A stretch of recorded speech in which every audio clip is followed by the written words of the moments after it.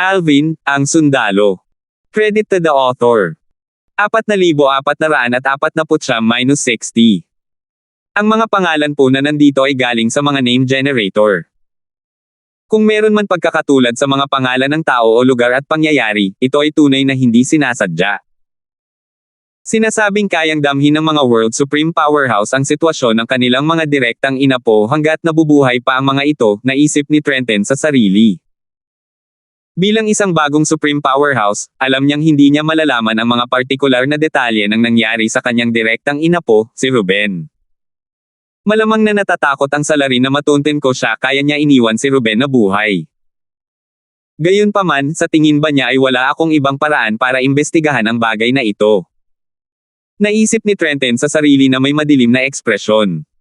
Pagkatapos noon, nakipagkita si Trenton sa pinuno ng Mold Clan upang maimbestigahan nila ang bagay na ito. Noong una, tiwala si Trenton na mabilis nilang maimbestigahan ang bagay na ito at makakakita ng mga resulta. Gayunpaman, muntik na siyang ma-stroke nang marinig niya ang ulat mula sa pinuno ng angkan ng Mold Clan. Hindi niya inaasahan na si Ruben, na kanyang pinakaminamahal, isang walang kwentang manggugulo at maraming kaaway sa labas. Matandang ninuno, natatakot ako na napakaraming sospek, at hindi ito epektibo para sa atin na mag-imbestiga mula sa anggulong ito, sabi ng pinuno ng angkan ng Mold Clan ng may mapait na ngiti. Ito ang unang gawain na ibinigay sa kanya ni Trenton na kakagaling lang sa isang kataas-taasang kapangyarihan. Natural lamang na gusto niyang patunayan ang kanyang sarili at tapusin ang gawain. Sayang, walang sino man ang nag-akala na si Ruben ay nagkaroon ng napakaraming kaaway nang hindi nalalaman ng sino man sa angkan. Bukod dito, karamihan, kung hindi lahat, sa kanila ay galit na galit kay Ruben at gusto siyang patayin. Walang kamalay-malay si Alvin na ang Mold Clan at ang Green Billow City ay nasa kaguluhan matapos mawala si Ruben. Sa oras na ito, siya at si Tate ay nakarating na sa Greenland City, isang lungsod sa Linked Solitary Realm. Ang Greenland City ang kanilang huling hintuan bago sila tumungo sa Peaceful Might Realm. Ang dalawang realm ay bahagi ng 6 na realm na pinakamalapit sa 3 dakilang sagradong realm ng Outer Boundary. Bago pumunta sa Greenland City, sina Alvin at Tate ay bumisita na sa ilang iba pang mga lungsod sa Linked Solitary Realm upang mangalap ng impormasyon at bumili ng mga mapagkukunan ng cultivation. Ang lungsod ng Greenland ay mayroong flight prohibiting formation at isang grupo ng mga gwardya na nagpapatrolya sa kalangitan. Dahil dito, kinailangang maglakad papasok ng lungsod sina Alvin at Tate. Hindi tulad ng ibang mga lungsod na pinamumunuan ng mga makapangyarihang angkan, ang lungsod ng Greenland ay pinamumunuan ng isang makapangyarihang puwersa na tinatawag na Colossal Heaven Army. Bata, sinasabing ang Colossal Heaven Army ay dating Nomadico. Pagkatapos, nang ang kanilang pinuno ay naging isang supreme powerhouse, sila ay nanakop at nanirahan sa Greenland City, sabi ni Tate, ang lungsod ay pinalitan ng pangalan matapos ang Colossal Heaven Army ay pumalit sa pamamahala. Sinasabing pinangalanan ng pinuno ang Greenland City bilang pag-alala sa kanyang yumaong asawa. Maraming chismis tungkol sa maalamat na mga gawa ng pinuno. Halos maihahambing siya sa isang walang kapantay na top advanced supreme god bago siya naging isang supreme powerhouse. Di nagtagal matapos maging isang supreme powerhouse, natalo niya ang 3 supreme powerhouse mula sa 3 pangunahing angkan na namamahala sa lungsod na ito noon. Mula noon, kinilala siya bilang isa sa pinakamalakas na supreme powerhouse sa Linked Solitary Realm. Matapos masakop ang lungsod, kinumpiska ng Colossal Heaven Army ang lahat ng ari-arian na pagmamayari ng 3 pangunahing angkan. Alam ng lahat na ang mga negosyo dito ay karamihan ay pagmamayari ng mga matataas na opisyal sa Colossal Heaven Army. Bukod doon, may mga chismis na ang kanilang deputy leader ay naging isang supreme powerhouse 1,000 taon na ang nakalilipas, ngunit walang sino man ang nakapagpapatunay sa chismis. Napukaw ang kuryosidad ni Alvin matapos marinig ang mga salita ni Tate. Hindi tulad ng ibang mga lungsod, ang pangunahing kalye ay hindi pangkaraniwang tahimik at malinis kahit na maraming tao ang nagkukumpulan. Ang mga tao ay nagsasalita sa mahinang boses na parang may kinatatakutan sila. Patuloy na sinabi ni Tate, sinasabing ang yumaong asawa ng pinuno ng Colossal Heaven Army ay mahilig sa kapayapaan at katahimikan. Dahil dito, ipinagbabawal ang mga tao na magingay sa lungsod. Magbibigay ng babala sa mga lumalabag sa mga patakaran, at ang mga paulit-ulit na lumalabag ay palalayasin sa lungsod. Natanto ni Alvin ang mga salitang ito. Patuloy siyang naglibot sa lungsod, naghahanap ng mga mapagkukunan ng paglilinang nakapakipakinabang sa kanya, sa kanyang pamilya, at sa kanyang mga kaibigan. Bagamat pumunta siya rito upang maghanap ng mga paraan upang iligtas si Kelly, hindi niya nakalimutang maghanap ng mga bagay na maaaring maging kapakipakinabang sa kanyang pamilya at mga kaibigan. Bago dumating sa Greenland City, may kutob si Alvin na ang kanyang panahon sa Greenland City ay magiging iba kumpara sa kanyang panahon sa ibang mga lungsod. Napatunayang tama ang kanyang kutob nang makita niya ang isang gwapong binata na nakasuot ng maputi na may taas na mga 180 centimeters. Ang kabilang panig ay may pares ng natatanging kilay at natatanging asul na buhok na lumilipad sa hangin kapag siya ay naglalakad. Agad na nagbago ang ekspresyon ni Alvin nang makita niya ang kabilang panig sa gitna ng dagat ng mga tao. Nang maramdaman ang tingin ni Alvin, nagtanong ang gwapong binata, "Kilala mo ba ako?" Kasunod nito, nakaramdam si Alvin ng isang nakakapangilabot na aura na bumalot sa kanya at agad na pinigilan ang kanyang divine energy. Samantala, nang maramdaman ni Tate ang mapang-ipong enerhiya, nang inag ang kanyang katawan, at nanlaki ang kanyang mga mata sa gulat. Napalunok siya bago sumigaw sa loob, "Supreme Powerhouse! 4,450. Nakakilala na si Tate ng ilang mga pinakamakapangyarihang tao sa kanyang buhay at kadalasan ay nakikilala niya ang mga ito. Hindi siya labis na nagulat na makatagpo ng isang pinakamakapangyarihang tao sa lungsod ng Greenland. Karamihan sa mga pinakamakapangyarihang tao ay madaling makihalubilo sa karamihan hanggat hindi nila ipinapakita ang kanilang lakas. Kanina, napansin niya ang binata na may asul na buhok, ngunit hindi niya inisip na ang kabilang panig ay isang napakamakapangyarihang tao. Mas malakas ang kataas-taasang makapangyarihang ito kaysa kay Trenton ng Green Billow City, naisip ni Tate sa sarili. Hindi niya inaasahan na makakasalubong niya ang isang napakalakas na kataas-taasang makapangyarihang ito pagdating nila sa Greenland City. Sa oras na ito, makikita ang bahid ng takot sa mga mata ni Alvin habang nakatingin siya sa binata na nakaputi at may asul na buhok. Ang kabilang panig ay walang iba kundi si Amberhan, ang pinakamataas na makapangyarihang nilalang na pinagtulungan ni Marlon na pabagsakin ang 5 pinakamataas na makapangyarihang nilalang ng Dancing Moon City. Sa oras na iyon, sina Marlon at Amberhan ay nagsanib puwersa at nagtagumpay laban sa 5 pinakamataas na makapangyarihang nilalang ng Dancing Moon City. Nasaksihan pa nga ni Alvin ang pagkamatay ng isa sa 5 pinakamataas na makapangyarihang nilalang. Parang nangyari kamakailan lang, malinaw niyang naaalala kung paano bumuhos ang dugo sa Dancing Moon City nang mamatay ang pinakamataas na makapangyarihang nilalang. Sa oras na ito, bahagyang ngumiti si Amberhan at sinabing, "Binata, naaalala kita. Nasa loob ka ng lungsod ng Dancing Moon City noong araw na iyon. Ikaw lang ang tanging tao sa ilalim ng kaharian ng mga pinakamakapangyarihang tao na nakatakas ng buhay mula sa Dancing Moon City." Bagamat nakikipaglaban si Amberhan sa iba pang 5 pinakamakapangyarihan kay Marlon ng araw na iyon, alam niya ang kamangha-manghang pagganap ni Alvin noong panahong iyon. Nakuha rin ni Alvin ang atensyon ni Marlon noong panahong iyon. Lingid sa kaalaman ni Alvin, kung hindi pinigilan ni Amberhan si Marlon noong panahong iyon, malamang ay napatay na sana ni Marlon si Alvin. Nakaligtas si Alvin sa massacre sa Dancing Moon City dahil sa intervention ni Amberhan. Nagulat si Alvin na nakilala siya ni Amberhan. Nang bumalik siya sa kanyang katinoan, magalang niyang sinabi, "Hindi ko inaasahan na makikilala ni Senior Amberhan ang isang hamak na taong tulad ko. Walang kwenta." Umiling si Amberhan at sinabing, ang isang taong may lakas na wala pang 10,000 taong gulang ay napakabihirang makita sa Outer Boundary at sa Myriad Worlds.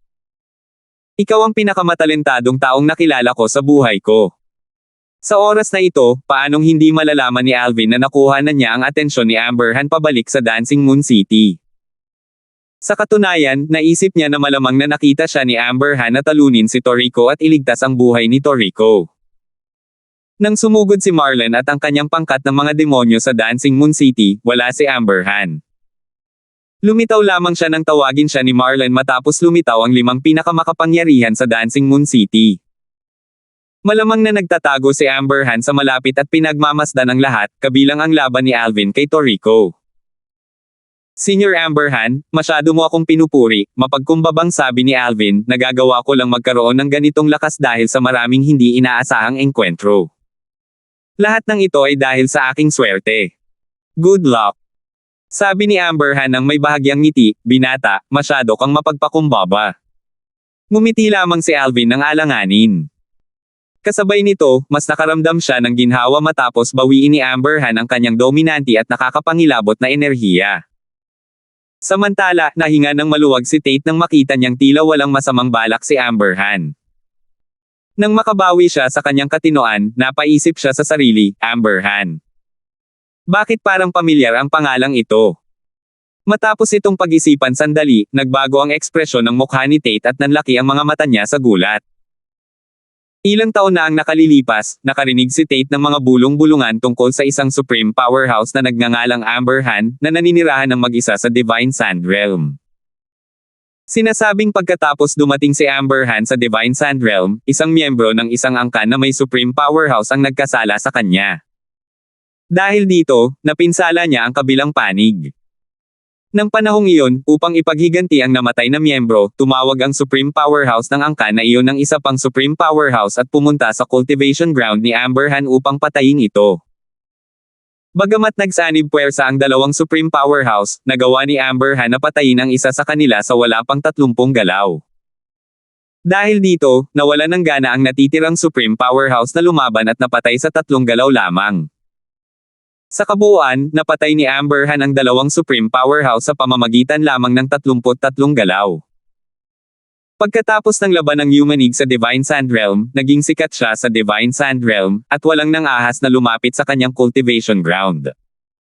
Para bang ang kanyang cultivation ground ay naging isang ipinagbabawal na lugar. Nang panahong iyon, nasaksihan din ni Marlon ang labanan. Kahit si Marlon ay hindi kumpiyansa na harapin si Amber Han. Siya talaga. Kapantay o mas malakas pa siya kaysa sa mga nangungunang Supreme Powerhouse sa Divine Sand Realm. Bulalas ni Tate sa loob habang kumakabog ang kanyang puso. Bahagyang may bahid ng takot ang makikita sa kanyang mga mata habang patuloy niyang iniisip, parang totoo nga na nakipagtulungan siya kay Marlon at nakapatay ng 2 sa 5 Supreme Powerhouse ng Dancing Moon City. Binata, pupunta ka ba sa Peaceful Might Realm pagkatapos mong umalis sa Greenland City ng Linked Solitary Realm? Tanong ni Amber Han kay Alvin nang may palakaibigang ngiti, na mukhang elegante. Opo, Senior Amber Han. Plano kong pumunta sa Peaceful Might Realm sa susunod, tango ni Alvin. Tumawa si Amber Han at sinabing, nagkataon lang. Pupunta rin ako sa Peaceful Might Realm para bisitahin ang isang matandang kaibigan. Bakit hindi tayo maglakbay ng magkasama?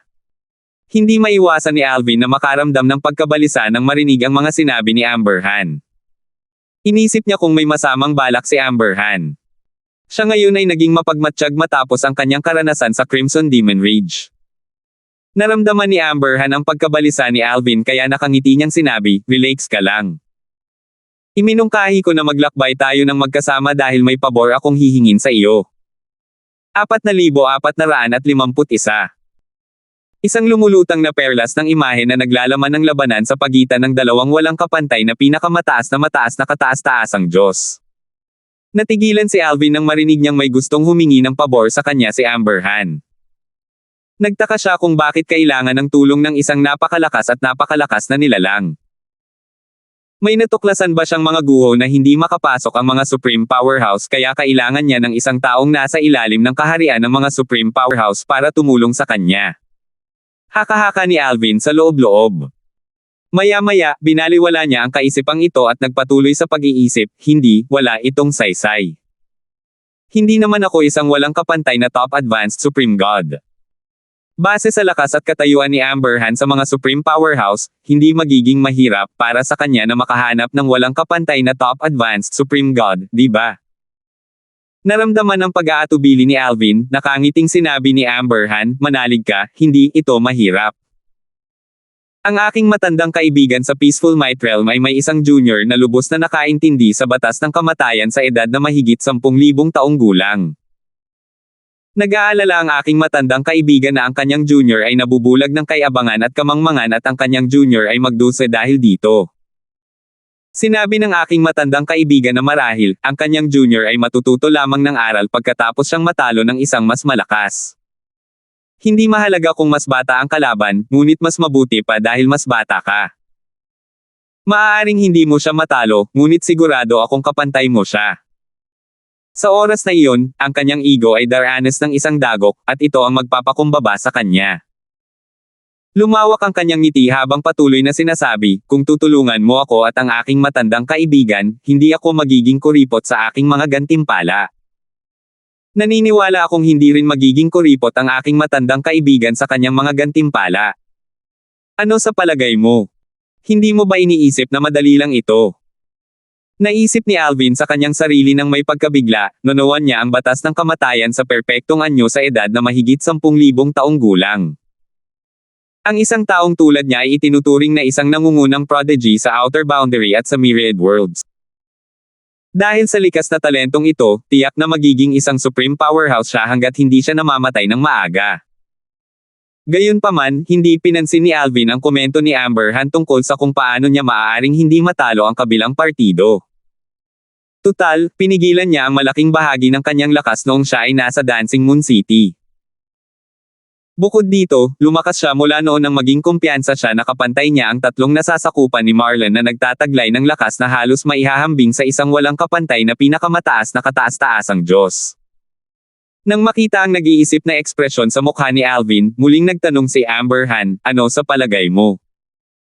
Bumalik sa dati ang katinoan ni Alvin at mabilis na sumagot, Senior Amber Han, isang karangalan para sa akin na matulungan ka at makapaglakbay kasama mo papunta sa Peaceful Might Realm. Naging maingat si Alvin sa pakikitungo kay Amber Han, isang napakalakas na kapangyarihan. Alam niya na kung gugustuhin ni Amber Han na mamatay siya, imposibleng mabuhay pa siya. Magaling yan.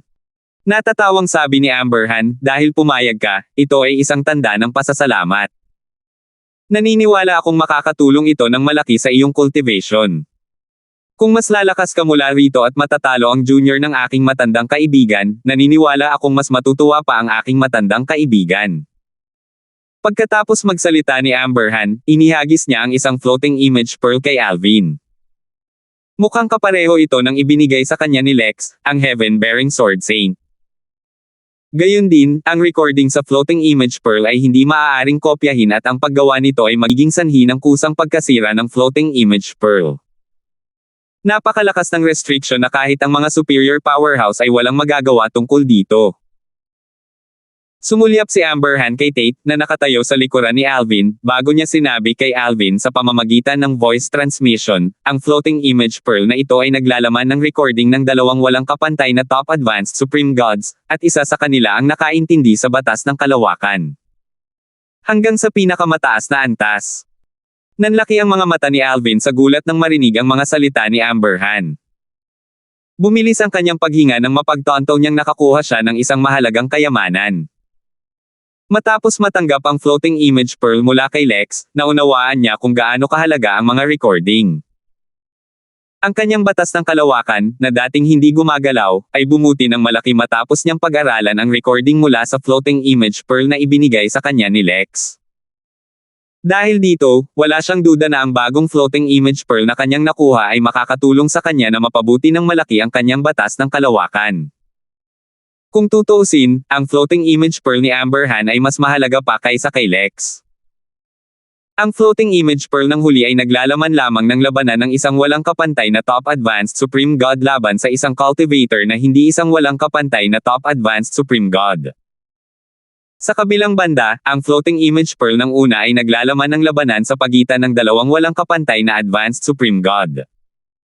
Ito ay isang sukdulang kayamanan sa Outer Boundary at sa Myriad Worlds. Nang bumalik si Alvin sa kanyang katinoan, ang floating image pearl ay lumulutang na sa harap niya. Kasabay nito, sinabi ni Amber Han, nanunuluyan ako sa tirahan ng pinuno ng Colossal Heaven Army. Kapag tapos ka na sa iyong mga gawain sa lungsod, hanapin mo ako roon. Sabihin mo sa nagpapatrulyang pangkat na may mighting kayo sa akin. Kasunod noon, nawala ang nakakapangilabot na enerhiya ni Amber Han, at agad siyang nawala sa isang kisap mata. Inabot ni Alvin ang floating image pearl at mabilis itong itinago sa kanyang spatial ring. Huminga siya ng malalim para pakalmayan ang kanyang pananabik habang iniisip ang sarili, bakit ibinigay sa akin ni Senior Amber Han ang floating image pearl ng maaga? Hindi ba siya nag-aalala na itatakas ko ito? Hindi, imposibleng itatakas ko ito. Hindi lang magiging madali para sa kanya na subaybayan ang aking mga galaw gamit ang kanyang divine consciousness sa Greenland City, kundi pati na rin ang mga miyembro ng Colossal Heaven Army na malamang ay nanunood sa akin na parang lawin. Base sa mga sinabi ni Amber Han bago siya umalis, halata na maganda ang relasyon niya sa pinuno ng Colossal Heaven Army. 4,452. Isang labanan na nagdudulot ng buhay o kamatayan sa pagitan ng dalawang walang kapantay na pinakamataas at mataas na kataas-taasang Diyos. Hindi na kailangang sabihin pa, hindi naman ganoon katanga si Alvin para tumakas dala ang floating image pearl ni Amber Han. Bukod pa rito, isa siyang lalaking tumutupad sa kanyang mga pangako. Nang mabihag si Alvin ng Crimson Demon, nangako siyang tutuparin ang hiling ni Richard sa kanyang kamatayan, at tinupad niya ang kanyang pangako kahit walang makakaalam kung hindi niya tutuparin ang pangako. Tiyak na mapapabuti ko ang aking batas ng kalawakan gamit ang floating image pearl na ito, naisip ni Alvin sa sarili habang ang kanyang mga mata ay kumikinang ng maliwanag. Maghahanap ako ng tuluyan para mapag-aralan ko ang recording ngayon. Ayon kay Senior Amber Han, isa sa mga walang kapantay na top advanced supreme gods ang nakaintindi sa batas ng kalawakan. Kung gayon, paano naman ang isa pang walang kapantay na top advanced supreme god? Tanong ni Alvin sa loob-loob niya. Hindi na siya makapaghintay na pag-aralan ang recording sa floating image pearl. Dahil sa kanyang kuryosidad at pananabik, mabilis na nakahanap si Alvin ng isang bahay tuluyan at kumuha ng 2 silid para sa kanyang sarili at kay Tate. Kasabay nito, nagtaka si Tate kung bakit pumunta si Alvin sa isang bahay tuluyan gayong kararating lang nila sa lungsod ng Greenland. Bukod pa rito, dahil sa kanilang mga cultivation base, ang paglalakbay patungong lungsod ng Greenland ay hindi nakakapagod. Dahil dito, hindi nila kailangang magpahinga. Gayunpaman, sigurado siyang may dahilan si Alvin sa paggawa nito. Ang floating image pearl ay tiyak na naglalaman ng ilang mahahalagang recording. Malinaw na nawala sa isip ang batang Panginoon kanina. Naisip ni Tate sa sarili habang kumakabog ang kanyang puso, sa pinakamababa, dapat ay mayroon itong recording ng kahit isang walang kapantay na tuktok na sumulong sa kataas-taasang Diyos. Malamang na ang walang kapantay na tuktok ay sumulong sa kataas-taasang Diyos na may napakalalim na pag-unawa sa batas ng kalawakan. Kahit ang mga superior powerhouse ay naghangad ng ganitong uri ng floating image pearl. Tutal, hindi maraming superior powerhouse ang nakakaintindi ng batas ng kalawakan hanggang sa pinakamataas na antas. Ang ganitong floating image pearl ay makakatulong sa kanila na mas maunawaan ang batas ng kalawakan. Walang kaalam-alam si Alvin sa iniisip ni Tate. Sa katunayan, wala siyang pakialam kahit alam ni Tate ang tungkol sa nilalaman ng floating image pearl. Tutal, bago matapos ang kontrata ng Master Servant ng Heaven Vault's Blood Oath, hindi siya magagawang saktan ni Tate. Tingnan natin kung anong batas ang naiintindihan ng isa pang walang kapantay na itinuro ng kataas-taasang Diyos. Naglabas si Alvin ng ilang formation compass at sinigurado ang kanyang silid bago niya inilabas ang floating image pearl. Matapos niyang palawakin ang kanyang banal na kamalayan sa floating image pearl, natagpuan niya ang kanyang sarili sa ganap na kadiliman. Di nagtagal, natuklasan niya na nakikita niya ang walang katapusang kawalan, na siyang espasyo sa pagitan ng myriad worlds at ng outer boundary. Ito ay isang lugar kung saan nanatili ang maraming supreme powerhouses upang linangin at unawain ang Tao. Nabalitaan ko na tanging ang mga supreme powerhouse o walang kapantay na top advanced supreme gods ang may kakayahang mag-record ng walang kapantay na top advanced supreme gods dahil sa kanilang mga galaw. Ang recording na ito ay inayos para pabagalin ang bilis ng kanilang mga galaw. Kung masasaksihan ko ang isang labanan na tulad nito ng personal, hindi ko makikita ng malinaw ang kanilang mga galaw. Nang unang beses na masaksihan ni Alvin ang isang labanan sa pagitan ng mga supreme powerhouse, ang kanyang lakas ay bahagyang mas mahina kaysa sa kung ano ito ngayon. Bagamat mas mahina ang walang kapantay na mga top advanced supreme god kaysa sa mga supreme powerhouse, magiging mahirap pa rin para kay Alvin na makita ng malinaw ang kanilang mga galaw. Swoosh! Sa sandaling ito, isang matangkad at maskuladong lalaking nasa katanghaliang gulang na nakasuot ng mahabang berdeng damit ang lumitaw sa harap ni Alvin. Mukha siyang marangal at maalalahanin. Sa sandaling lumitaw siya, parang naging kaisa siya ng kanyang paligid. Siya marahil ang walang kapantay na pinakamataas at abanteng kataas-taasang Diyos na nakauunawa sa batas ng kalawakan. Hindi nagtagal at ang lalaking nasa katanghaliang gulang ay naging walang kapantay na pinakamataas at abanteng kataas-taasang Diyos na binanggit ni Amber Heard. Sa oras na ito, isang boses ang umalangaw-ngaw sa walang katapusang kawalan. Si Julian, ang Panginoon ng mundo ni Kung, ang magpapatoto sa ating laban ng buhay o kamatayan. Biglang bumilis ang tibok ng puso ni Alvin nang marinig ito. Kasabay nito, napagtanto niya na pinapanood niya ito sa pamamagitan ng mga mata ng isang World Supreme Powerhouse, na siyang nag-record ng labanang ito. Maya-maya pa, isa pang tao ang lumitaw sa harap ni Alvin. Siya Jensen. Ang isa pang tao ay isang matandang lalaki na nakasuot ng kulay abong damit tawasta. Ang kanyang buhok at kilay ay kasing puti ng nyebe, ngunit ang kanyang mukha ay mukhang medyo bata pa. Ang kanyang figure ay kumukurap paminsan-minsan, lumilitaw at nawawala. Sa oras na ito, walang pakialam na sinabi ng matanda, ang Panginoon ng mundo ng Kung ang hahatol kung sino sa atin ang mas malakas ngayon. Tingnan natin kung ang batas mo ng kalawakan o ang batas ko ng oras, na parehong naunawaan hanggang sa sukdulan, ang mas malakas. Nauunawaan niya ang batas ng panahon. Nabigla si Alvin.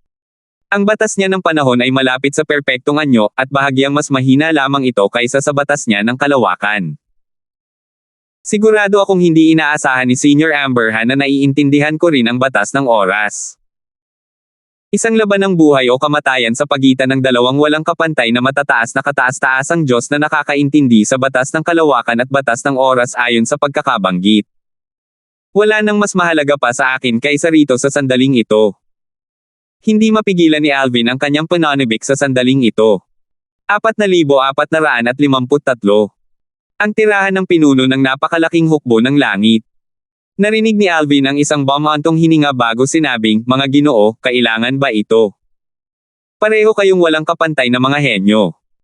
Ang outer boundary at ang myriad worlds ay magdurusa sa pagkalugi kung sakaling mamatay ang isa sa inyo. Tigilan na ninyo ang kalokohang ito. Ang taong nagsalita ay ang Panginoon ng mundo ni Kung. Panginoon, walang makakapagpabago ng isip ko. Isa lang sa atin ang makakaligtas kung wala sa atin ang magiging pinakamakapangyarihang tao ngayon. Ang dalawang walang kapantay na matataas na Diyos ay sumulong at puno ng determinasyon at lakas ng loob na lumaban. Pinipilit ba ng dalawang walang kapantay na matataas na kataas-taasang Diyos ang kanilang mga sarili na makalusot sa isang laban ng buhay o kamatayan? Alam ni Alvin na mas mahirap para sa mga walang kapantay na top advanced supreme gods na maging supreme powerhouses. Mahirap ang landas para maging isang walang kapantay na top advanced supreme god, at mas mahirap pa ang landas para maging isang supreme powerhouse pagkatapos noon. Sa mga walang kapantay na top advanced supreme god sa outer boundary at sa myriad worlds, marahil, wala pang 10% ang matagumpay na naging supreme powerhouses. Marahil, ang dalawang walang kapantay na matataas na kataas-taasang Diyos na ito ay nasa dulo na rin ng kanilang talino. Marahil ay wala ng kapantay ang dalawang walang kapantay na abanteng kataas-taasang Diyos. Sabi ni Alvin sa loob-loob. Inisip niya na ang dalawa ay nabuhay ng matagal at hindi kumpiyansa na haharapin ang kanilang paparating na kapigatian sa langit kaya't gumamit ng napakalaking hakbang upang makalusot. Kung tama ang aking haka-haka, dahil hindi sila kumpiyansa na makakaligtas sa kanilang kapigatian sa langit, dapat ay hindi bababa sa 100,000 taong gulang na sila, naisip ni Alvin sa kanyang sarili. Kasunod nito, binaliwala ni Alvin ang kanyang mga iniisip at ibinalik ang kanyang atensyon sa laban ng buhay o kamatayan na malapit nang magsimula. Kailangan niyang bantayang mabuti ang labanan. Bukod sa mga batas na kanilang nauunawaan, makakakuha rin siya ng mahahalagang kaalaman dahil sa kanilang mayamang karanasan sa pakikipaglaban. Bagamat mayaman din siya sa karanasan sa pakikipaglaban, natural lamang na hindi ito maihahambing sa dalawang walang kapantay na nangungunang kataas-taasang Diyos na sa palagay niya ay nasa edad na 100,000 taong gulang. Sinabi ng Panginoon ng mundo ni Kung, "Sige, mga Ginoo. Magbabantay ako at sisiguraduhin na walang sino man ang magsasamantala sa sitwasyon habang kayong dalawa ay nag-aaway." Pagkatapos sabihin iyon, bumantong hininga ng malalim ang Panginoon ng mundo ng Kung, ikinalulungkot na ang nalalapit na pagkamatay ng isa sa kanilang dalawa. Kumabog ng malakas ang dibdib ni Alvin, at ramdam niya ang adrenaline na dumadaloy sa kanyang mga ugat habang hinihintay ang pagsisimula ng laban ng buhay o kamatayan sa pagitan ng dalawang walang kapantay na top advanced supreme gods. Ito ang magiging pinaka-epikong labanan na nakita niya. Tutal, noong naglaban ang mga supreme powerhouse sa Dancing Moon City, hindi niya mahuli ang kanilang mga galaw. Lalo na ang mga Supreme Powerhouse, kung masasaksihan niya ang labanang ito sa pagitan ng dalawang walang kapantay na top Supreme God, hindi niya makikita ng malinaw ang kanilang mga galaw. Simulan na natin, sabi ng isa sa dalawang walang kapantay na pinakamagaling na kataas-taasang Diyos. Sabay-sabay na kumilos ang dalawang walang kapantay na pinakamatataas na kataas-taasang Diyos. Pinanood ni Alvin ang pagtatalo ng batas ng kalawakan at ng batas ng panahon, na naunawaan na hanggang sa sukdulan. Siya ay nabighani at nabighani sa panunood ng kamangha-manghang palabas na ito hanggang sa matapos ito sa pagkamatay ng walang kapantay na pinakamataas na kataas-taasang Diyos na nakaunawa sa batas ng kalawakan. Kaya ang batas ng kalawakan ay hindi kapantay ng batas ng oras. Pagtatalo ni Alvin sa sarili, hindi naman talaga ganoon. Ang walang kapantay na pinakamataas na kataas-taasang Diyos na nakakaintindi sa batas ng oras ang nanalo dahil maingat niyang pinlano ang kanyang mga galaw. Para sa mga eksperto, ang maliliit na detalye ay may mahalagang papel sa pagkapanalo sa isang labanan. Dapat kong sabihin, hindi ko alam na magagamit pala ang batas ng oras sa ganitong paraan. Napagtanto ni Alvin kung gaano kalakas ang batas ng oras matapos mapanood ang labanan. Ang kanyang batas ng oras ay hindi makakalaban sa walang kapantay na batas ng oras ng kataas-taasang Diyos. Panoorin natin ulit. Hindi na mabilang ni Alvin kung ilang beses na niyang napanood ang labanan. Gayunpaman, mas lalo pa niyang naunawaan ang batas ng kalawakan at ang batas ng oras habang lumilipas ang panahon. Ang batas ng oras ay mas kamangha-mangha pa kaysa sa inaasahan ko. Kay kamangha-mangha. Kaya nitong pabilisin ang daloy ng oras sa isang partikular na lugar. Gayunpaman, kaya kung basagin ang paghihigpit mula sa batas ng oras gamit ang teleportation profundity ng batas ng kalawakan. Nang sa wakas ay lumabas si Alvin mula sa kanyang silid, napagtanto niya na 3 buwan na pala siyang paulit-ulit na nanunood ng parehong labanan. Ang kanyang batas ng oras at batas ng kalawakan ay hindi pa gaanong bumuti, ngunit alam niyang ang mga kaalamang kanyang natamo ay makakatulong sa kanya upang mabilis na maunawaan ang dalawang batas. Hindi ko inaasahan na mabilis lang lumipas ang 3 buwan ng ganoon lang. Naisip ni Alvin sa sarili bago niya sinabi kay Tate, galugarin muna natin ang lungsod bago natin hanapin si Senior Amberhan.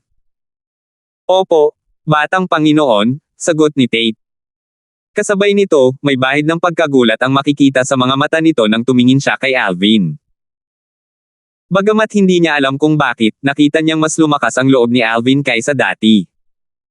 Lumaki na naman ba ang batang Panginoon? Tanong ni Tate nang ang gulat sa kanyang mga mata ay napalitan ng paghanga. Dati ay iniisip ni Tate na siya ay napakatalentado, ngunit ang pagpapakita ni Alvin ang nagpaunawa sa kanya ng ideyang iyon. Isa siyang tunay na halimaw. Kung taglay ni Tate ang likas na talento at kakayahan sa pag-intindi na katulad ni Alvin, marahil, isa na sana siyang walang kapantay na top advanced Supreme God o kahit sang World Supreme Powerhouse ngayon. Ang lungsod ng Greenland ay pinamumunuan ng Colossal Heaven Army, at karamihan sa mga negosyo sa lungsod ay pagmamay-ari rin ng hukbo. Hindi tulad ng mga lungsod na napuntahan na ni Alvin noon, ang Greenland City ay mas organisado at mapayapa. Dati, sa ibang mga lungsod, maraming tao ang naghahangad ng mga bagay na binili ni Alvin. Marami sa kanila ang nagtangkang magnakaw sa kanya bago sila takutin o patayin depende sa tindi ng kanilang mga kilos. Maliban na lang kung malakas ang kalaban, palaging kikilos si Tate. Mahusay ang pamamahala ng Colossal Heaven Army sa lungsod, sabi ni Alvin nang matuklasan niyang walang sumusunod sa kanya, na nagnanasa sa mga bagay na binili niya. Dagdag ni Tate, nabalitaan kong ligtas at mapayapa ang Greenland City, talagang naaayon ito sa reputasyon nito. Matapos makuha ang kanilang mga kailangan, sinabi ni Alvin, hanapin natin si Senior Amberhan at pumunta tayo sa Peaceful Might City. Nang marinig ang mga salita ni Alvin, naging seryoso ang ekspresyon ni Tate, at makikita ang bahid ng takot at pag-aalala sa kanyang mga mata. Ang tirahan ng pinuno ng Colossal Heaven Army ay parang mga maringal na palasyo ng mga pinuno ng lupain. Ang pinuno ng Colossal Heaven Army ay isang makapangyarihang supreme powerhouse, at may mga bali-balita na nakapatay na siya ng maraming supreme powerhouse. 4,454. Isang kagalang-galang na panauhin. Matapos masakop ang lungsod ng Greenland, binago ng pinuno ng Colossal Heaven Army ang kanyang titulo sa Panginoon upang mas maging sophisticado ang tunog. Gayunpaman, tatawagin siya ng kanyang mga tauhan bilang commander ng palihim tulad ng dati. Ang Panginoon ng Colossal Heaven Army ay dapat kasing lakas ni Senior Amberhan. Tutal, ang mga ibon na magkakatulad ay magkakasamang nagkukumpulan, naisip ni Alvin sa sarili. Base sa labanan sa pagitan ng mga pinakamakapangyarihang tao sa Dancing Moon City, alam ni Alvin kung gaano kalakas si Amberhan. Napakalakas niya kaya't maging si Marlon, ang pinakamakapangyarihang demonyo ng Marlon Mountain, ay magalang sa kanya.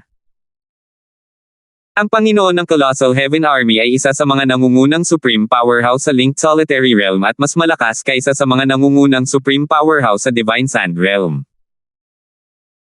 Inisip ni Alvin na magkapantay sina Amberhan at ang Panginoon ng Colossal Heaven Army dahil casual na pinag-uusapan ni Amberhan ang kabilang panig at sinabing matagal na silang magkaibigan. Maliwanag na tinatrato ni Amberhan ang kabilang panig bilang kapantay. Nang dumating si Alvin sa pasukan ng tirahan ng Panginoon ng Colossal Heaven Army, ipinahayag niya ang kanyang intensyon sa nagpapatrulyang pangkat. Bata, ipinaalam sa amin ng aming Panginoon na isama ka namin pagdating mo. Ipapaalam namin kay Master Amberhan ang iyong pagdating. Matapos makita ang pagbabago ng saloobin ng mga walang pakialam na nagpapatrulyang miyembro matapos niyang i-anunsyo na nandito siya para makita si Amberhan, mas lalong natiyak ni Alvin ang kanyang haka-haka. Kung mas mahina si Amberhan kaysa sa Panginoon ng Colossal Heaven Army, hindi sana ganoon kagalang ang pangkat ng nagpapatrolya. Bata, dito po kayo, sabi ng isa sa mga nagpapatrulyang gwardya bago inakay sina Alvin at Tay papasok sa pangunahing pasukan. Magalang silang tiningnan ng ibang mga gwardya habang paalis sila. Nang tuluyan na silang mawala sa paningin, bumalik sila sa kanilang mga pwesto at nagsimulang mag-usap gamit ang voice transmission. Hoy, sino siya? Anong relasyon niya kay Master Amberhan? Hindi ko alam. Sinabi lang ni Lord Hu na ituring siya bilang direktang disipulo ni Master Amberhan. Marahil, siya ang direktang inapo ni Master Amberhan. Direktang inapo ni Master Amberhan. Naiinggit talaga ako. Kapantay lang pala ni Lord Hu si Master Amberhan. Nabalitaan kong naglaban sina Lord Hu at Master Amberhan noon, at natapos ito sa tabla. Gayunpaman, ayon kay Lord Hu, si Master Amberhan ay 30,000 taong mas bata sa kanya. Marahil, sa parehong edad, si Master Amberhan ay maaaring mas malakas kaysa kay Lord Hu. Bago naging isang supreme powerhouse si Master Amberhan, napakalapit na niya sa pagiging isang walang kapantay na top advanced supreme god. Noong panahong iyon, malawak siyang kinikilala bilang walang talo sa mga nasa ilalim ng kaharian ng walang kapantay na top advanced supreme gods at supreme powerhouses sa Nine Eastern Realm. Nagtataka ako kung bakit hindi muna naging isang walang kapantay na top advanced supreme god si Master Amberhan bago naging isang supreme powerhouse.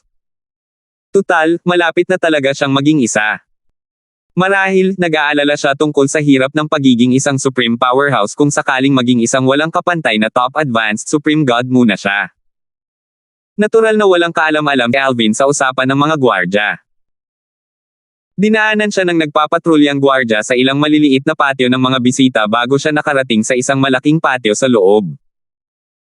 Sinabi ng nagpapatrulyang gwardya sa dalawang katulong na nakatayo sa harap ng patio, ito ang panauhin ni Master Amberhan. Ipinaalam na kay Master Amberhan ang kanyang pagdating. Nagningning ang mga mata ng mga bata at magagandang katulong nang marinig ito, at mabilis silang yumuko ng may paggalang kay Alvin. Binibining Panginoon, magpahinga muna po kayo. Sabihin ninyo sa akin kung kailangan ninyo ng tulong, sabi ng gwardya. Bahagyang tumango si Alvin. Hindi niya pinansin ang dalawang katulong na nagpapalitan ng tingin. Sa oras na ito, dagdag ng nagpapatrulyang gwardya, binibining Panginoon, ang mga katulong na ito ay hindi pa nagalaw noon. Nandito sila para maglingkod sa iyo, at hindi ka nila susuwayin. Sige, walang pakialam na sagot ni Alvin. Kasunod nito, iginiya ng mga katulong sina Alvin at Tate sa kani-kanilang mga silid. Ang maluwang na patio, na marangel na pinalamutian hindi katulad ng iba, ay may 6 na silid. Malinaw na ang patio na ito ay nakalaan para sa mga mahahalagang bisita. Si Alvin ang nasa master bedroom habang si Tate naman ang nasa katabing silid niya. Mukhang kailangan kong pasalamatan si Senior Amberhan para sa tratong ito. Natural lamang na alam ni Alvin na tinatrato lamang siya bilang isang marangal na panauhin dahil kay Amberhan. Mayroong hindi bababa sa 100 cultivators Colossal Heaven Army na kapantay ni Alvin. Para maging tumpak, ayon kay Tate, mayroong 13 cultivators sa hukbo na malapit ng maging isang walang kapantay na top advanced supreme god tulad ni Alvin. Kaya naman, batay lamang sa lakas ni Alvin, imposibleng makatanggap siya ng ganitong pagtrato. Maghihintay ako hanggang sa handa nang makipagkita sa akin si Senior Amberhan. Isang araw at isang gabi pagkatapos. Nagkatinginan ng 2 katulong na may dismayadong ekspresyon sa kanilang mga mukha. Ipinadala sila rito upang paglangkuran si Alvin. Pagkatapos nito, hindi na nila kailangang maglingkod muli sa ibang tao. Natural lamang na masaya silang maglingkod sa gwapong si Alvin. Sayang, hindi man lang ito nagpakita ng anumang interes sa kanila. Kinabukasan. Sa wakas ay lumitaw si Amberhan sa patio ni Alvin. Nakangiting nagtanong siya, paano kita dapat tawagin? Fulton, sagot ni Alvin. Nag-aalangan siyang ibunyag ang kanyang tunay na pagkakakilanlan kay Amberhan. Tutal, sino ang nakakaalam kung kailan lalaganap ang balita tungkol sa kanya na may hawak na likido mula sa banal na bukal hanggang sa outer boundary?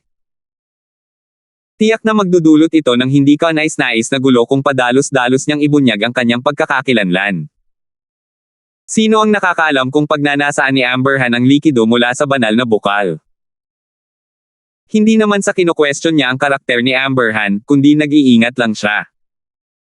Tutal, si Amberhan ay hindi lamang isang supreme powerhouse, kundi isang makapangyarihang supreme powerhouse. Hindi masyadong pinag-isipan ito ni Amberhan at hindi niya inisip na si Fulton ay isa lamang alias. Aniya, tinatawag ako ng mga tao na Amberhan, pero ang pangalan ko ay Lambertohan. Ngumiti si Amberhan at nagpatuloy sa pagsasabing, si Fulton, ang aking matandang kaibigan. Ang Panginoon ng Colossal Heaven Army, ay gustong makipagkita sa iyo sa sandaling marinig niya ang tungkol sa iyo. Handa ka bang makipagkita sa kanya? Kung hindi, maaari na tayong umalis. Kumalabog ang puso ni Alvin nang marinig niya na gustong makipagkita sa kanya ng Panginoon ng Colossal Heaven Army. 4,455. Wala pang ang 10,000 taong gulang si Alvin, ngunit malapit na siyang maging isang walang kapantay na pinakamataas na abanteng kataas-taasang Diyos. Alam niyang gustong makipagkita sa kanya ng Panginoon ng Colossal Heaven Army dahil sinabi ito sa kanya ni Amberhan. Kung hindi, wala nang ibang dahilan para makipagkita sa kanya ang Panginoon ng Colossal Heaven Army. Isang karangalan para sa akin na nais akong makilala ng Panginoon ng Colossal Heaven Army. Natural lang na makikinig ako, sagot ni Alvin. Sinabi ni Amberhan na nasa kanya kung gusto niyang makilala ang Panginoon ng Colossal Heaven Army o hindi, at wala siyang planong tumanggi. Bago dumating sa Greenland City, maraming beses nang nagsalita si Tate tungkol sa Panginoon ng Colossal Heaven Army, at nakita niya na iginagalang ni Tate ang Panginoon ng Colossal Heaven Army. Bukod dito, ang Panginoon ng Colossal Heaven Army ay kabilang din sa mga nangungunang powerhouse sa Linked Solitary Realm. Dahil dito, gusto rin ni Alvin na makilala ang Panginoon ng Colossal Heaven Realm. Kung makikilala niya ang taong iyon at wala silang alitan, makikinabang lamang siya rito. Bagamat malayo pa siya sa pakikipag-usap ng pantay sa kabilang panig, hindi pa rin masamang makipagkilala sa kabilang panig. Bahagyang ngumiti si Amberhan at sinabing, hindi mo pagsisisihan na nakilala mo siya. Masasabi kong pareho kayong may kapalaran. Naiintindihan din niya ang batas ng kalawakan. Isa rin iyon sa mga dahilan kung bakit gusto kanyang makilala. Sa katunayan, siya ang nagbigay sa akin ng floating image pearl na ibinigay ko sa iyo. Matagal na niya itong nakuha at ginugol niya ang maraming taon sa pag-aaral nito hanggang sa hindi na ito magamit para sa kanya. Nang marinig ito, mas lalong naging interesado si Alvin na makilala ang Panginoon ng Colossal Heaven Army. Pinangunahan ni Amberhan si Alvin sa training ground upang makipagkita sa Panginoon ng Colossal Heaven Army. Ang training ground ay matatagpuan sa loob ng residence, ngunit ito ay isang malayang kaharian. Ito ay matatagpuan sa pinakamalalim na bahagi ng residence, at kung wala si Amberhan, hindi sana mahahanap ni Alvin ang kanyang daan. Pagdating nila sa pasukan ng training ground, si Tate, ang sikat na hari ng Green Flame Saber sa Divine Sand Realm, ay kinailangang maghintay sa labas dahil ang gusto lang naman ng Panginoon ng Colossal Heaven ay makilala si Alvin. Natural lang na naiinggit siya, pero hindi siya nagulat. Bagamat hindi naman siya masyadong masama, alam niyang hindi siya maihahambing kay Alvin pagdating sa talento, lakas, at pinagmulan. Swoosh! Sandali na nagdilim ang paningin ni Alvin nang dalhin siya sa malayang kaharian. Nang bumalik ang kanyang paningin, natuklasan niyang nasa isang luntiang gubat siya. Mabilis niyang nabawi ang kanyang paninindigan at sinundan si Amberhan sa isang kubo na may pawid. Naisip na ni Alvin ang tungkol sa pagpapakita ng Panginoon ng Colossal Heaven Army bago pa man ito. Sa kanyang isipan, naisip niya na ang kabilang panig ay dapat na isang magiting at matapang na lalaking nasa katanghaliang gulang. Gayunpaman, nang sa wakas ay makilala niya ang kabilang panig, natuklasan niya na ang realidad ay ibang-iba sa kanyang imahinasyon. Ang Panginoon ng Colossal Heaven Army ay isang gwapong binata na nakasuot ng roba ng isang iskolar. Medyo mahina pa nga ang itsura niya. May hawak siyang natitiklop na pamaypay at tila may walang hanggang magalang na ngiti sa kanyang mukha. Sa sandaling ito, tumingin siya kay Alvin bago lumingon kay Amberhan at nagtanong ng nakangiti, "Kapatid na Lamberto, ito ba ang binata na tinutukoy mo?" Tama, tango ang tugon ni Amberhan. Pagkatapos, tumingin siya kay Alvin at sinabing, "Fulton, ito si Bogart Hu, ang Panginoon ng Colossal Heaven Army." Ito ang unang pagkakataon na narinig ni Alvin ang pangalan ng Panginoon ng Colossal Heaven Army.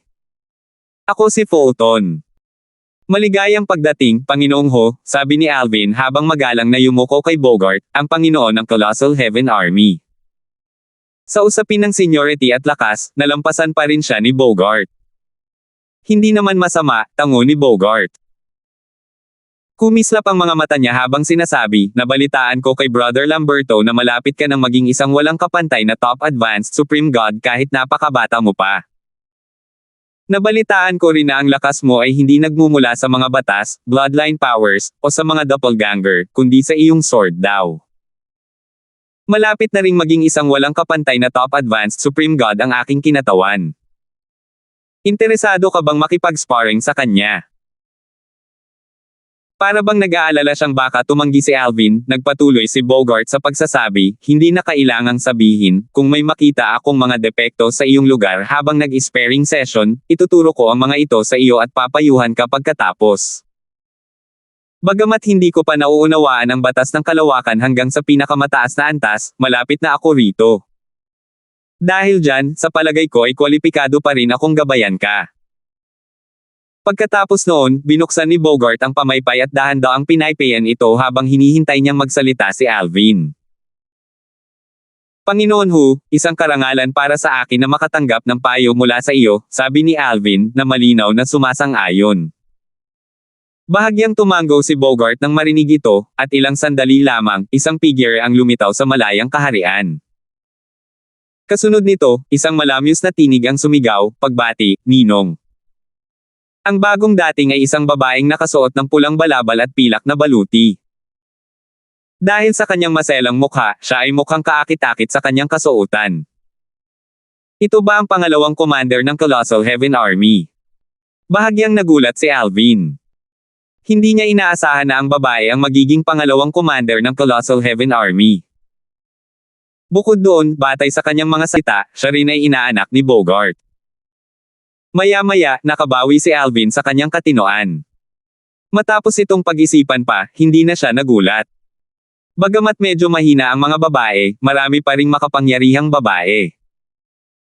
Tulad ng ibang mga cultivator, mayroon ding mga babaeng Supreme Powerhouse at babaeng World Supreme Powerhouse.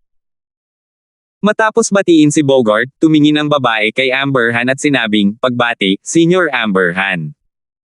Tumawa si Amber Han at sinabing, "Fiona, matagal na rin mula noong huli tayong nagkita. Hindi ko inaasahan na sa muli nating pagkikita, halos kasing lakas ka na ng isang walang kapantay na kataas-taasang Diyos." Dati, nang binanggit ni Brother Bogart ang kanyang kinatawan, inakala kong isa iyon sa 2 taong iyon. Hindi ko inaasahan na ikaw pala iyon. Likas na pamilyar si Amber Han sa babae. Siya ay inaanak ni Bogart. Halos 20,000 taong gulang na siya ngayon, at ang kanyang likas na talento at kasanayan sa pag-unawa ay mahusay. Mas malakas siya kaysa sa karamihan ng mga lalaki. Gayunpaman, hindi niya alam na halos kasing lakas na siya ngayon ng isang walang kapantay na pinakamataas na kataas-taasang Diyos. Humarap si Amber Han kay Alvin at nakangiting sinabi, "Fulton, naunawaan na ni Fiona ang batas ng kalawakan hanggang sa perpektong anyo, at ngayon, dapat siyang maging mas malakas." Bukod sa kanyang batas ng kalawakan, naunawaan din niya ang mastery daw. Ang mastery daw ay isa sa 4 na daw ng langit at lupa. Bukod sa sword daw, naunawaan din ni Alvin ang mastery daw. Gayunpaman, ang kanyang mastery daw ay mas mababa kaysa sa kanyang sword daw. Maaari ka ring matuto mula sa kanya pag nakipag-sparring ka sa kanya, dagdag ni Amber Han. Nang malaman ni Alvin na lubos na nauunawaan ni Fiona ang batas ng kalawakan, naisipan na niyang makipag-sparring sa kanya. Natural lamang sa kanya na magkaroon ng malalim na kaalaman kung makikipag-sparring siya sa isang kalaban na mas malalim ang batas ng kalawakan kaysa sa kanya. Depende sa kanya kung gaano kalaki ang mapapala niya sa kanilang palitan. Noong una, pumayag lamang si Alvin na makipaglaban kay Fiona dahil gusto niya ang payo ni Bogart. Gayunpaman, ngayon, kahit hindi siya alukan ni Bogart na payuhan, gugustuhin pa rin niyang makipaglaban kay Fiona. Tutal, nauunawaan din niya ang batas ng kalawakan at ang mastery daw, at ito ay isang magandang pagkakataon upang mapabuti ang kanyang sarili. Siya. Tiningnan ni Fiona si Alvin nang may ekspresyon ng pagkabigla, pag-aalinlangan, at pagkalito sa kanyang mukha. Bagamat maikli lang, mayroon ding bahid ng paghamak. Nararamdaman niya na ang binata na nakasuot ng lila sa harap niya ay napakabata pa. Hindi niya alam ang eksaktong edad nito, ngunit alam niyang hindi ito maaaring lumagpas sa 10,000 taong gulang. Naisip niyang nakakapagtaka na hinilingan siyang makipaglaban sa isang taong wala pa sa 10,000 taong gulang. Tumingin si Fiona kay Bogart at nagtanong ng may hindi natural na ekspresyon sa mukha, "Ninong, kanina, sinabi mo na hindi siya mas mahina kaysa sa akin." Siya. Hindi pinagdudahan ni Fiona ang kanyang Bogart, ngunit nahihirapan siyang paniwalaan na ang isang taong wala pang 10,000 taong gulang ay halos kasing lakas ng isang walang kapantay na kataas-taasang Diyos. Natural na naunawaan ni Bogart ang iniisip ni Fiona. Sinabi niya, "Fiona, huwag mong maliitin si Fulton dahil lang sa bata pa siya." Bagamat bihira para sa mga taong wala pang 10,000 taong gulang na maging halos kasing lakas ng isang walang kapantay na pinakamataas na kataas-taasang Diyos, hindi ito kakaiba. Sa 3 mataas na mundo ng maraming mundo, may ilang taong tulad niyan sa bawat isa sa kanila. Sa outer boundary, batay sa aking nalalaman, maliban sa kanya, mayroong hindi bababa sa 5 taong tulad niyan. Dahil dito, nalaman din ni Alvin na may ilang kabataan na may lakas na halos kapantay ng isang walang kapantay na kataas-taasang Diyos. Batay sa mga salita ni Lord Hu, wala nang mas kaunti pa sa mga taong katulad ko sa outer boundary at myriad worlds, naisip ni Alvin sa sarili. Gayunpaman, hindi nagulat si Alvin sa revelasyon na ito. Tutal, dahil nagawa niya ito, walang dahilan para hindi ito magawa ng iba. Bukod dito, mayroon ding mga nasisiyahan sa mas mahusay na mga mapagkukunan ng paglilinang at nanatili sa isang mas mahusay na kapaligiran. 4,456. Ang 3 dakilang sagradong kaharian. Sa kabila ng kanyang kasipagan, alam na alam din ni Alvin na hindi niya makakamit ang ganito kalaki kung wala ang mga hindi inaasahang engkwentro. Kung wala ang mga hindi inaasahang engkwentro, magiging napakahirap para sa kanya na maabyutin ang mga nangungunang prodigy sa outer boundary at sa myriad worlds, lalo na ang malampasan sila. Karamihan sa mga tao, kabilang ang dalawang pinakadakilang makapangyarihang nasa harap ni Alvin, ay alam lamang na siya ay wala pang 10,000 taong gulang. Malamang na inakala nila na siya ay nasa mga 8,000 o 9,000 taong gulang. Lubos silang magugulat kung malaman nilang siya ay nasa mga 2,000 taong gulang pa lamang ngayon. Halos imposible para kahit sa mga nangungunang prodigy sa Outer Boundary at sa Myriad Worlds na makamit ang kanyang nakamit sa kanyang edad. Samantala, pagkatapos makinig kay Bogart, si Fiona, na nakaramdam ng kaunting paghamak kanina, ay agad na nagpakita ng seryosong ekspresyon sa kanyang magandang mukha. Bago siya lumipad pataas sa kalangitan, sinabi niya, "Dahil sinabi mo iyan, Ninong, makikipaglaban ako sa kanya." Pagkatapos, humarap siya kay Alvin at sinabing, "Sumunod ka sa akin." Sige. Hindi nag-aksaya ng oras si Alvin at lumipad pataas sa kalangitan upang makipaglaban sa makapangyarihang babaeng nasa harap niya. Ayon kay Bogart, ang Panginoon ng malalaking hukbo ng langit, si Fiona ay halos kasing lakas ng isang walang kapantay na pinakamataas na kataas-taasang Diyos. Hindi lang iyon, naunawaan din niya ang batas ng kalawakan at isa sa 4 na daw ng langit at lupa. Bagamat mukhang kalmado siya sa loob, namumuo ang kanyang pananabik na lumaban sa loob. Sa paningin ni Alvin, si Fiona ay naiiba sa kataas-taasang elder ng Wang Clan ng Blue Dawn City na kanyang nakalaban noon. Tutal, nauunawaan niya ang batas ng kalawakan at ang mastery daw. Kung ito ay noong nakaraan, marahil, mahihirapan siyang makipaglaban sa kanya hanggang sa tabla.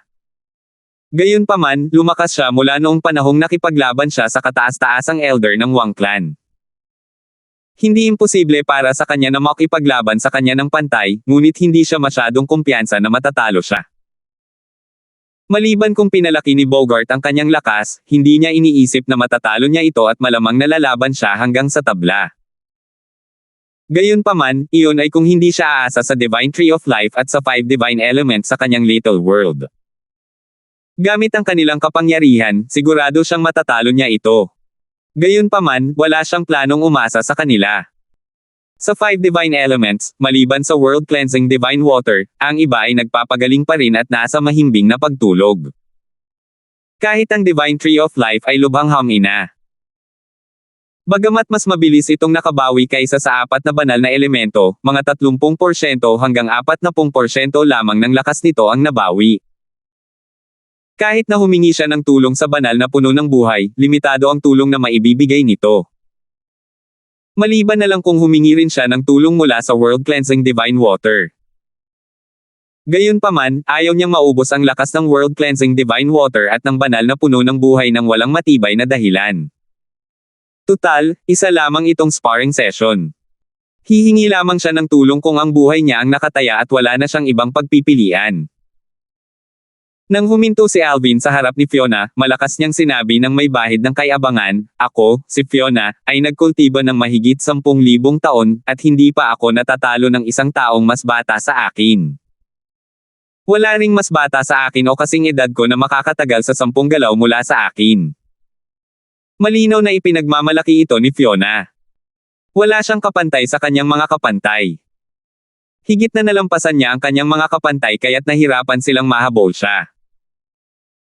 Nang marinig mga salitang iyon, ngumiti si Alvin nang walang pakialam at sinabing, "Isantabi mo na ang Myriad Worlds, napakalawak na ng outer boundary pa lang. Deputy, nakapaglakbay ka na ba sa lahat ng sulok ng outer boundary? Hinamon mo rin ba ang lahat ng mula sa parehong henerasyon mo?" Bahagyang kumunat ang noo ni Fiona at sinabing, "Hindi, pero nakapaglakbay na ako sa mga nakapalibot na lugar ng Linked Solitary Realm. Walang sino man sa parehong henerasyon ko ang makakapantay sa akin, at ngayon lang ako nakarinig ng sino mang mas malakas kaysa sa akin sa aking henerasyon." Nagpatuloy si Alvin sa pagsasalita ng nakangiti, "Ang mga nakapalibot na lugar ng Linked Solitary Realm. Kaya, hindi ka pa nakakapunta sa 3 dakilang sagradong kaharian, Diputado. Ang mga tunay na may talento ay malamang na nagtitipon lahat sa 3 dakilang sagradong kaharian. Ang 3 dakilang sagradong kaharian." Nang marinig ang mga salita ni Alvin, agad na sumulyap si Fiona sa isa sa 2 figure na lumipad din pataas. Dati, hindi pa siya dinala ng kanyang ninong sa 3 dakilang sagradong kaharian. Tila ayaw din nitong pag-usapan ang tatlong dakilang sagradong kaharian. Kahit ang mga miyembro ng Colossal Heaven Army ay alam ito at maingat na iniwasang banggitin ang tatlong dakilang sagradong kaharian na nasa harap niya.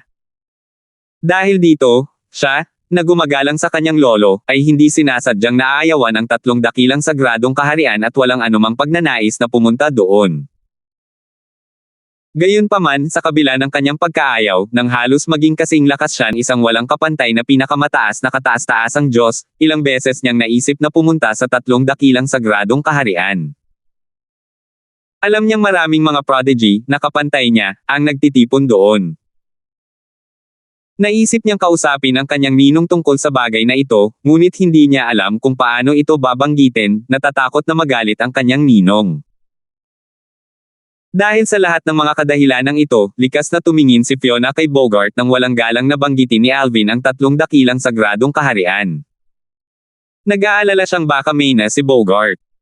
Tutal, sensitibo naman ang usaping ito para kay Bogart.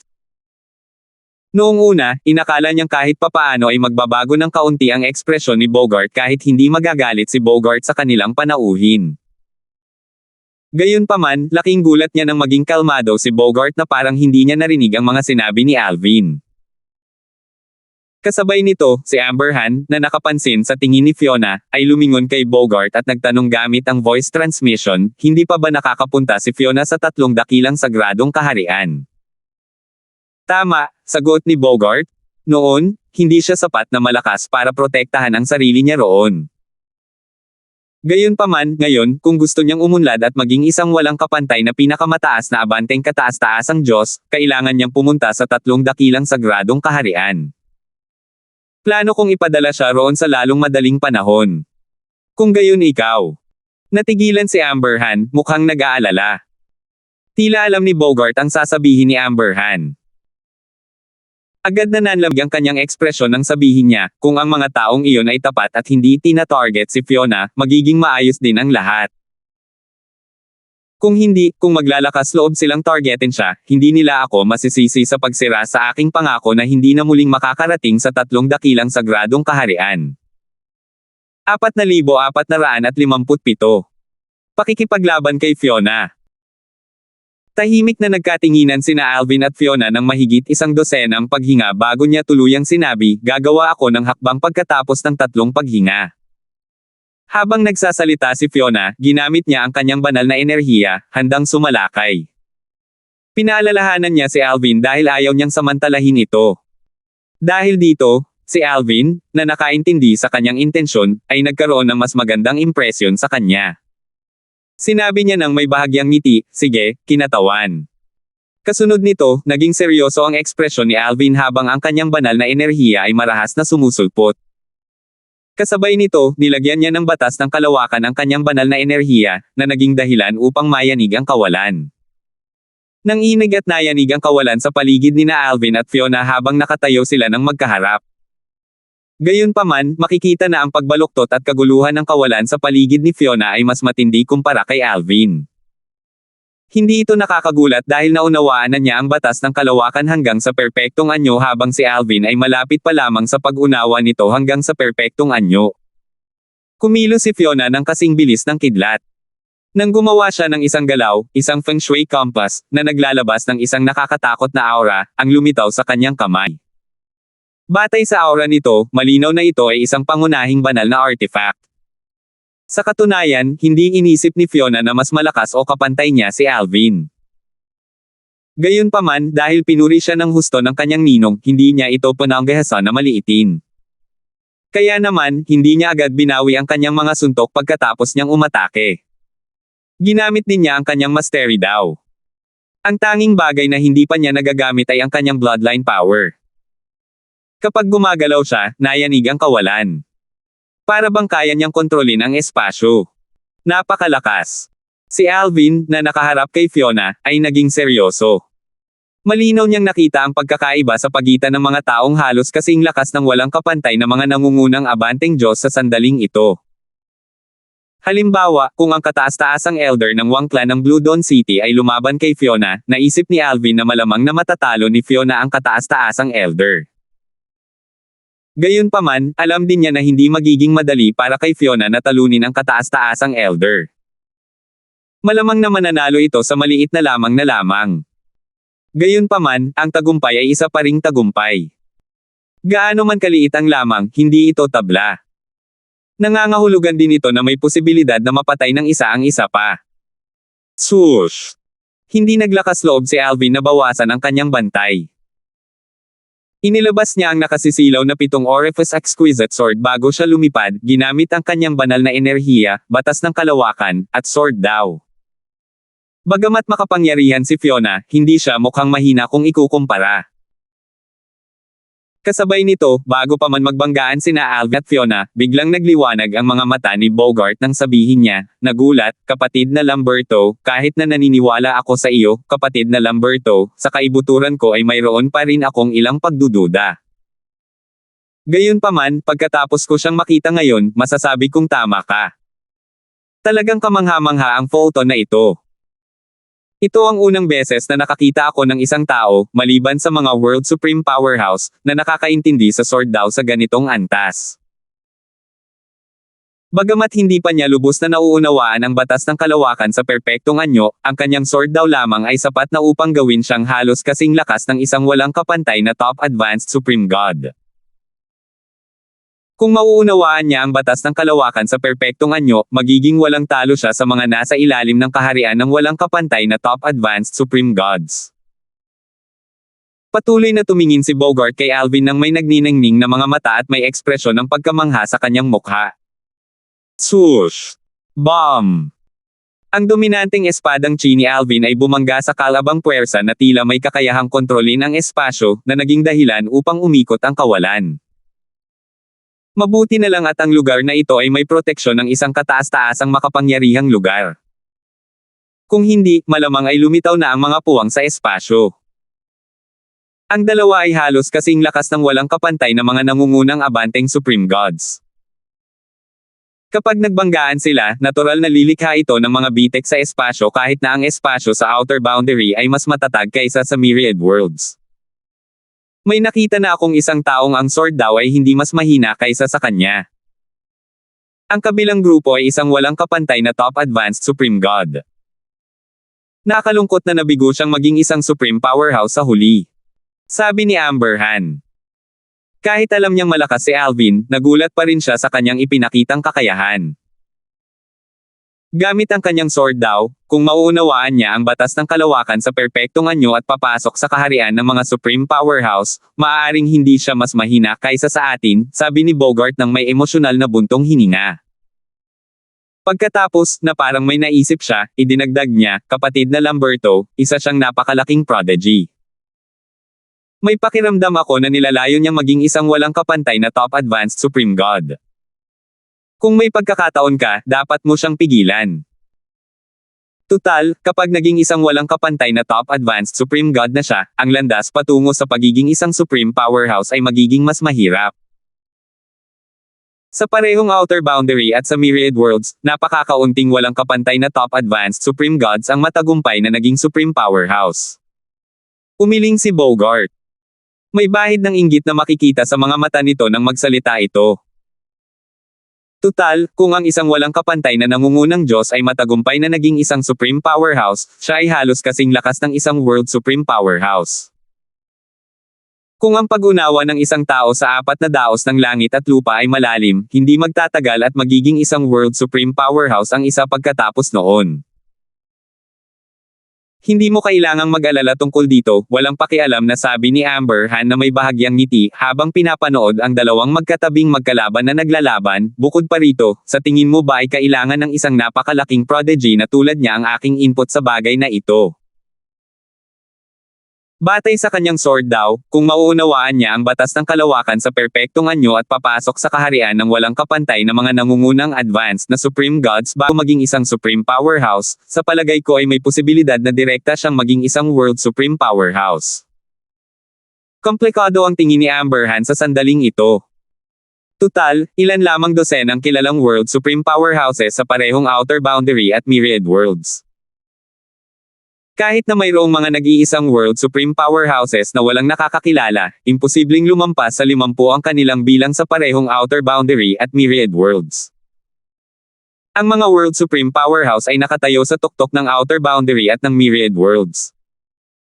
Madali nilang mapapatay ang mga ordinaryong Supreme Powerhouse sa isang isip lamang.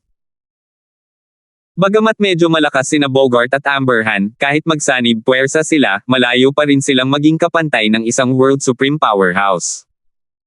Hindi man lang sila makakatakas mula sa isang World Supreme Powerhouse. Ganoon kalakas ang mga World Supreme Powerhouse. Matapos makinig kay Amberhan, tumango si Bogart at sinabing, totoo iyan. Ang isang taong tulad niya ay tiyak na may plano na. Kung isasaalang-alang ang kanyang murang edad, sigurado akong pipiliin niya munang maging isang walang kapantay na top advanced Supreme God. Pakiramdam ni Bogart ay naging padalos-dalos siya sa kanyang mga sinabi kanina. Kung siya ang nasa sitwasyon ni Fulton, na may ganitong mataas na likas na talento at kasanayan sa pag-unawa, maaari rin niyang piliin na maging isang walang kapantay na top advanced Supreme God muna. Dahil dito, magkakaroon siya ng pagkakataong direktang maging isang World Supreme Powerhouse pagkatapos niyang makalusot. Kahit si Bogart, na madaling makapatay ng 2 o 3 mas mahihinang Supreme Powerhouse, ay namangha at natatakot sa World Supreme Powerhouses. Sa oras na ito, biglang nagliwanag ang mga mata ni Amberhan, na nanunood sa laban, bago niya sinabi, nagpalitan sila ng mahigit 100 galaw, ngunit wala pa sa kanila ang nakakapag-una. Base sa tindig ni Fiona, mukhang malapit na niyang gamitin ang kanyang bloodline power. Tumingin muna si Bogart bago tumango at marahang bumantong hininga.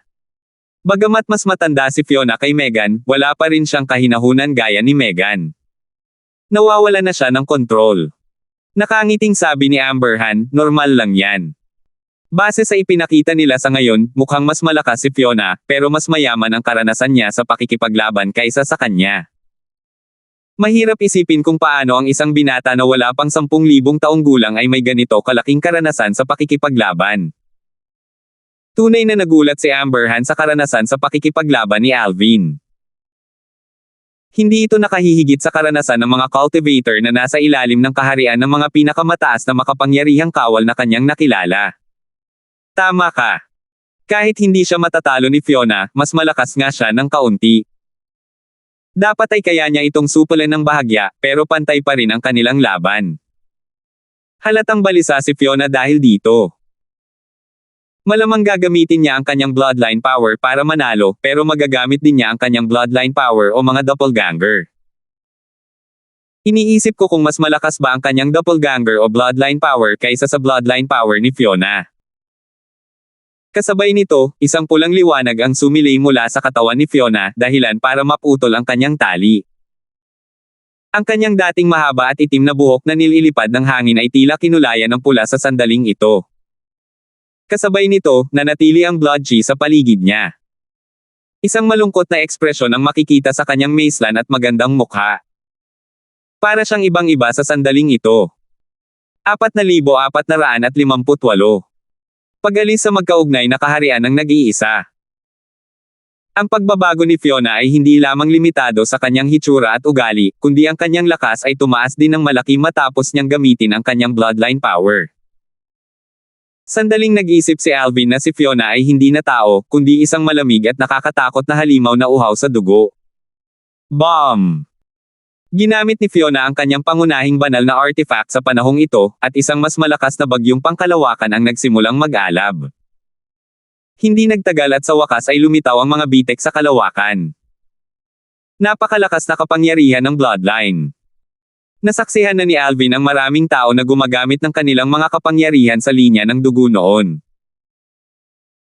Gayunpaman, naramdaman niya na ang kapangyarihan sa linya ng dugo ni Fiona ang pinakamalakas na nakita niya, hindi kasama ang mga kapangyarihan sa linya ng dugo ng 5 pinakamataas na kapangyarihan ng Dancing Moon City, na hindi niya malinaw na nakita. Pakiramdam niya ay mas nakakatakot ang kapangyarihan ng linya ng dugo nito kaysa sa kataas-taasang elder ng angkan ng Wang. Bagamat ang angkan ng Wang ay walang kasalukuyang Supreme Powerhouse, dati silang mayroon nito at mga inapo sila ng isang Supreme Powerhouse. Natural lamang na ang mga bloodline powers ng mga inapo ng mga Supreme Powerhouse ay makapangyarihan. Marahil, hindi ganoon kalakas ang kapangyarihan ng kataas-taasang elder na si Romulus dahil hindi siya isang inapo, kundi malayong kamag-anak lamang ng kataas-taasang makapangyarihang nilalang. Mabilis na inalis ni Alvin ang kanyang mga iniisip. Tutal, wala siyang oras para pag-isipan ang bagay na ito nang kaharap niya ang mabangis na si Fiona. Mabilis niyang tinawag ang kanyang doppelganger mula sa batas ng kalawakan. Swoosh! Agad na lumitaw ang isa pang Alvin. Sa kabila ng kanyang walang ekspresyon na mukha at walang buhay na mga mata, hindi siya gaanong mas mahina kaysa sa tunay na Alvin. Dahil sa doppelganger mula sa batas ng kalawakan, hindi natalo si Alvin kay Fiona. Ang kanyang pag-unlad sa batas ng kalawakan ay natural na nagpatibay sa kanyang doppelganger, mas malakas kaysa sa inaasahan niya. Alam din niya na ang kanyang pag-unlad sa batas ng kalawakan ay hindi lamang ang dahilan kung bakit lumakas ng husto ang kanyang doppelganger. Ito ay dahil din sa naging matatag ang kanyang cultivation base. Nagpatuloy ang laban ng ilang daang galaw pa bago sila tuluyang napigilan ni Bogart, ang Panginoon ng Colossal Heaven Army. Kasabay nito, may bahid ng takot na makikita sa mga mata ni Fiona nang tumingin siya kay Alvin.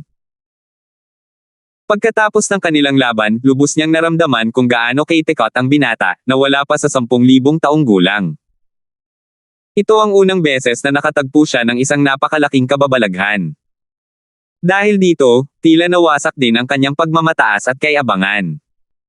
Lumalabas na may isang taong mas namumukod tangi kaysa sa kanya. Dati, madalas sabihin sa kanya ng kanyang ninong na maraming halimaw na prodigy sa outer boundary, at naririnig din niya ito mula sa iba. Gayunpaman, hindi niya ito masyadong inisip. Naisip niya na marahil, pinalaki lamang ang mga chismis. Tutal, pinalaki rin ang mga chismis tungkol sa kanya sa mga nakapalibot na lugar ng Linked Solitary Realm. Narinig niya ang mga taong nagsasabing malapit na siyang maging isang walang kapantay na top advanced supreme god at wala pa siyang 10,000 taong gulang. Gayunpaman, noong panahong iyon, hindi lamang siya mahigit 10,000 taong gulang, ngunit ang kanyang lakas ay wala sa antas na kapantay ng isang walang kapantay na top advanced supreme god. Wala akong kasing talentado niya. Bagamat natapos sa tabla ang laban, hindi nakakagulat na nadismaya si Fiona. Kung tutuusin, maaaring magkapareho ang kanilang lakas, ngunit mas matanda siya kay Alvin. Kung kaedad lang niya si Alvin, marahil, mas malakas sana si Alvin kaysa sa kanya. Nang makita ang pagkadismaya sa mukha ni Fiona, sinabi ni Alvin, "Kahanga-hanga ang lakas mo, Deputy. Nakalaban ko na ang ilang tao na halos kasing lakas ng walang kapantay na mga nangungunang abanteng Diyos noon, ngunit wala ni isa sa kanila ang kasing lakas mo." Kasabay nito, naisip ni Alvin sa sarili, mukhang napakakompetitibo ng babaeng deputy commander ng Colossal Heaven Army na ito. Tumawa si Amberhan at sinabing, "Fulton, mas malakas ka kaysa noong huli kitang nakita." Nakakagulat. Noong una, kahit na sigurado akong tatabla ang laban mo kay Fiona, akala ko mas mahina ka sa huli. Hindi ko inaasahan na magiging ganito kadali para sa iyo. Tiningnan din ni Bogart si Alvin nang may pagpapahalaga bago humarap kay Fiona at marahang sinabi, "Girl, nakikita mo na ba ang pagkakaib mo sa isang tunay na prodigy?" Bumalik sa kanyang katinoan si Fiona at mapait na ngumiti. Noon pa man ay ipinagmamalaki na niya ang kanyang sarili, at itinuring niya ang kanyang sarili bilang ipinagmamalaki ng kanyang ninong. Gayunpaman, ngayon, sa wakas ay napagtanto niya na talagang kulang siya at hindi pa kwalipikado na maging ipinagmamalaki ng kanyang ninong. Kailangan niyang magsikap pa. Nagningning ang mga mata ni Fiona, ang pinakabatang deputy commander ng Colossal Heaven Army, sa determinasyon sa sandaling ito. Gayunpaman, ang determinasyon ay agad na napalitan ng pagkabigla nang marinig niya ang mga sumusunod na salita ni Bogart. Si Fulton ay naglalakbay patungo sa Peaceful Might Realm kasama si Brother Lamberto. Malaya kang sumama sa kanila. Maaari rin silang pumunta sa 3 dakilang sagradong kaharian para masundan mo sila. Kahit na magdesisyon silang huwag pumunta, dapat ka pa ring pumunta at kumuha ng mas maraming karanasan. Gulat at hindi makapaniwalang tumingin si Fiona kay Bogart. Para bang nakatingin siya sa isang estranghero. Tutal, hindi naman itinago ng kanyang ninong ang kanyang pagkasuklam sa 3 dakilang sagradong kaharian. Sandali pa niyang naisip kung sinapian ba ito. "Ninong. Ikaw. Natural lamang na alam ni Bogart ang iniisip ng kanyang inaanak. Casual niyang sinabi, hindi ko nabanggit ang 3 dakilang sagradong kaharian noon dahil hindi ka sapat na malakas para pumunta roon ng mag-isa. Gayunpaman, gamit ang lakas mo ngayon, mapoprotektahan mo ng sapat ang iyong sarili hanggat hindi ka pabaya. Pagkatapos, idinagdag niya sa pamamagitan ng voice transmission, bago umalis, bibigyan kita ng 3 patak ng Supreme Spirit Blood Essence. Dahil 3 lang ang natitira, dapat mo lang gamitin ang mga ito kapag talagang kinakailangan. Hindi na kailangang sabihin pa, hindi narinig ni na Amberhan o Amberhan ang huling bahagi ng mga salita ni Bogart. Malamang na walang magiging reaksyon si Amberhan, ngunit tiyak na mabibigla at mamangha si Alvin sa pagkabukas palad ni Bogart. Tumingin si Bogart kay Amberhan at nakangiting sinabi, "Kapatid na Lamberto, kapag papunta ka na sa Peaceful Might Realm, pakisabi naman sa babaeng ito ang tungkol sa 3 dakilang sagradong kaharian." "Sige," tango ni Amberhan. Pagkatapos, nakangiti niyang sinabi kay Fiona, "Plano kong umalis agad sa Greenland City pagkatapos nito. Gayunpaman, dahil sasama ka sa amin, hihintayin kita para makapaghanda." "Senior Amberhan, wala pa akong gaanong paghahanda," sabi ni Fiona. Bahagyang may bahid ng pananabik at pag-asam ang makikita sa kanyang mga mata sa oras na ito. Hindi niya itinago ang kanyang pagnanais na pumunta sa 3 dakilang sagradong kaharian sa sandaling ito. Di nagtagal pagkatapos, nilisan ni Alvin ang Linked Solitary Realm. Bukod kay Tate, mayroon na ngayong 2 taong kasama niya, sina Amberhan at Fiona. 4,459. Siya iyon. Ang 4 na miyembro ay lumipad sakay sa lumilipad na barko ni Fiona, patungo sa Peaceful Might Realm mula sa Linked Solitary Realm. Si Fiona ang Deputy Commander ng Colossal Heaven Army. Dahil dito, pamilyar ang mga tao sa loob at paligid ng Linked Solitary Realm at ng Peaceful Might Realm sa kanyang lumilipad na barko. Dahil dito, walang nang ahas na pukawin sila, at naging maayos ang kanilang paglalakbay.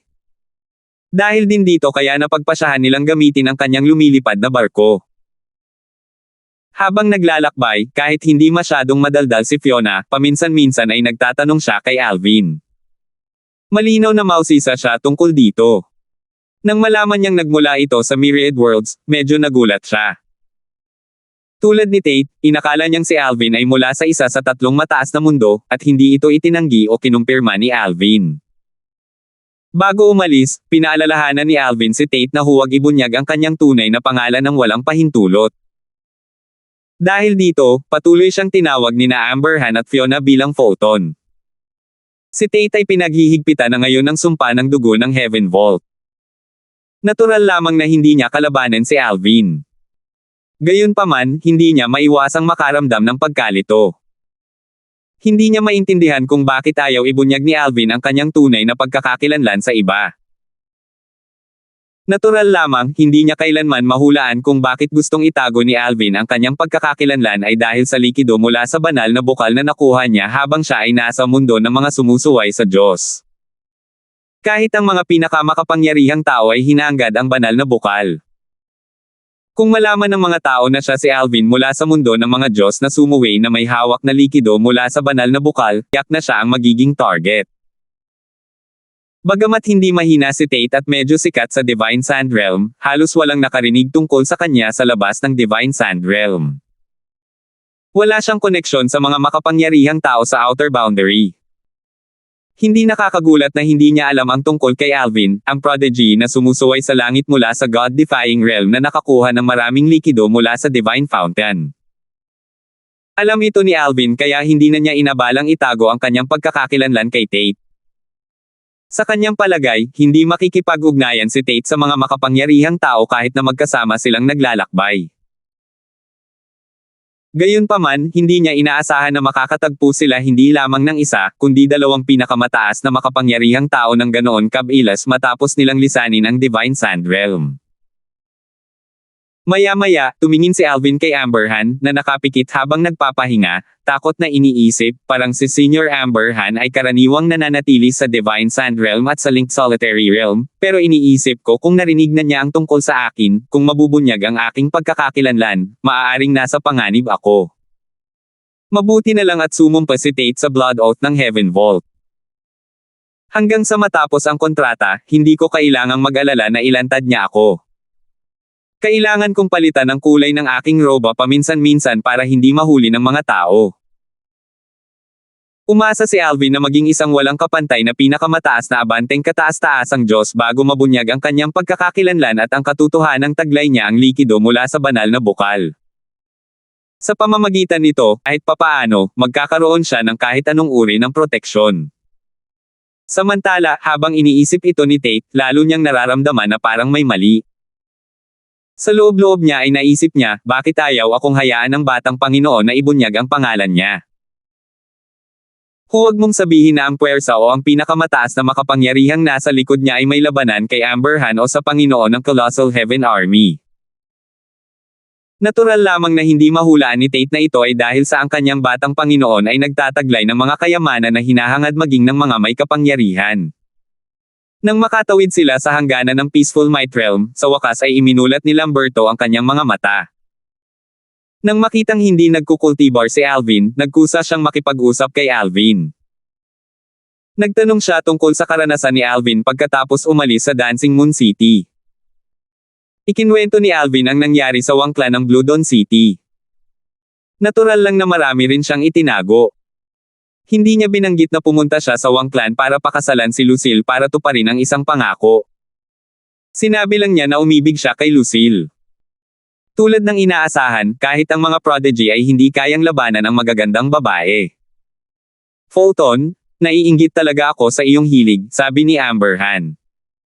Pagkatapos bumantong hininga, nagpatuloy siya, nakalimutan ko. Wala ka pang ang 10,000 taong gulang. Noong kasing edad mo ako, puno rin ako ng hilig.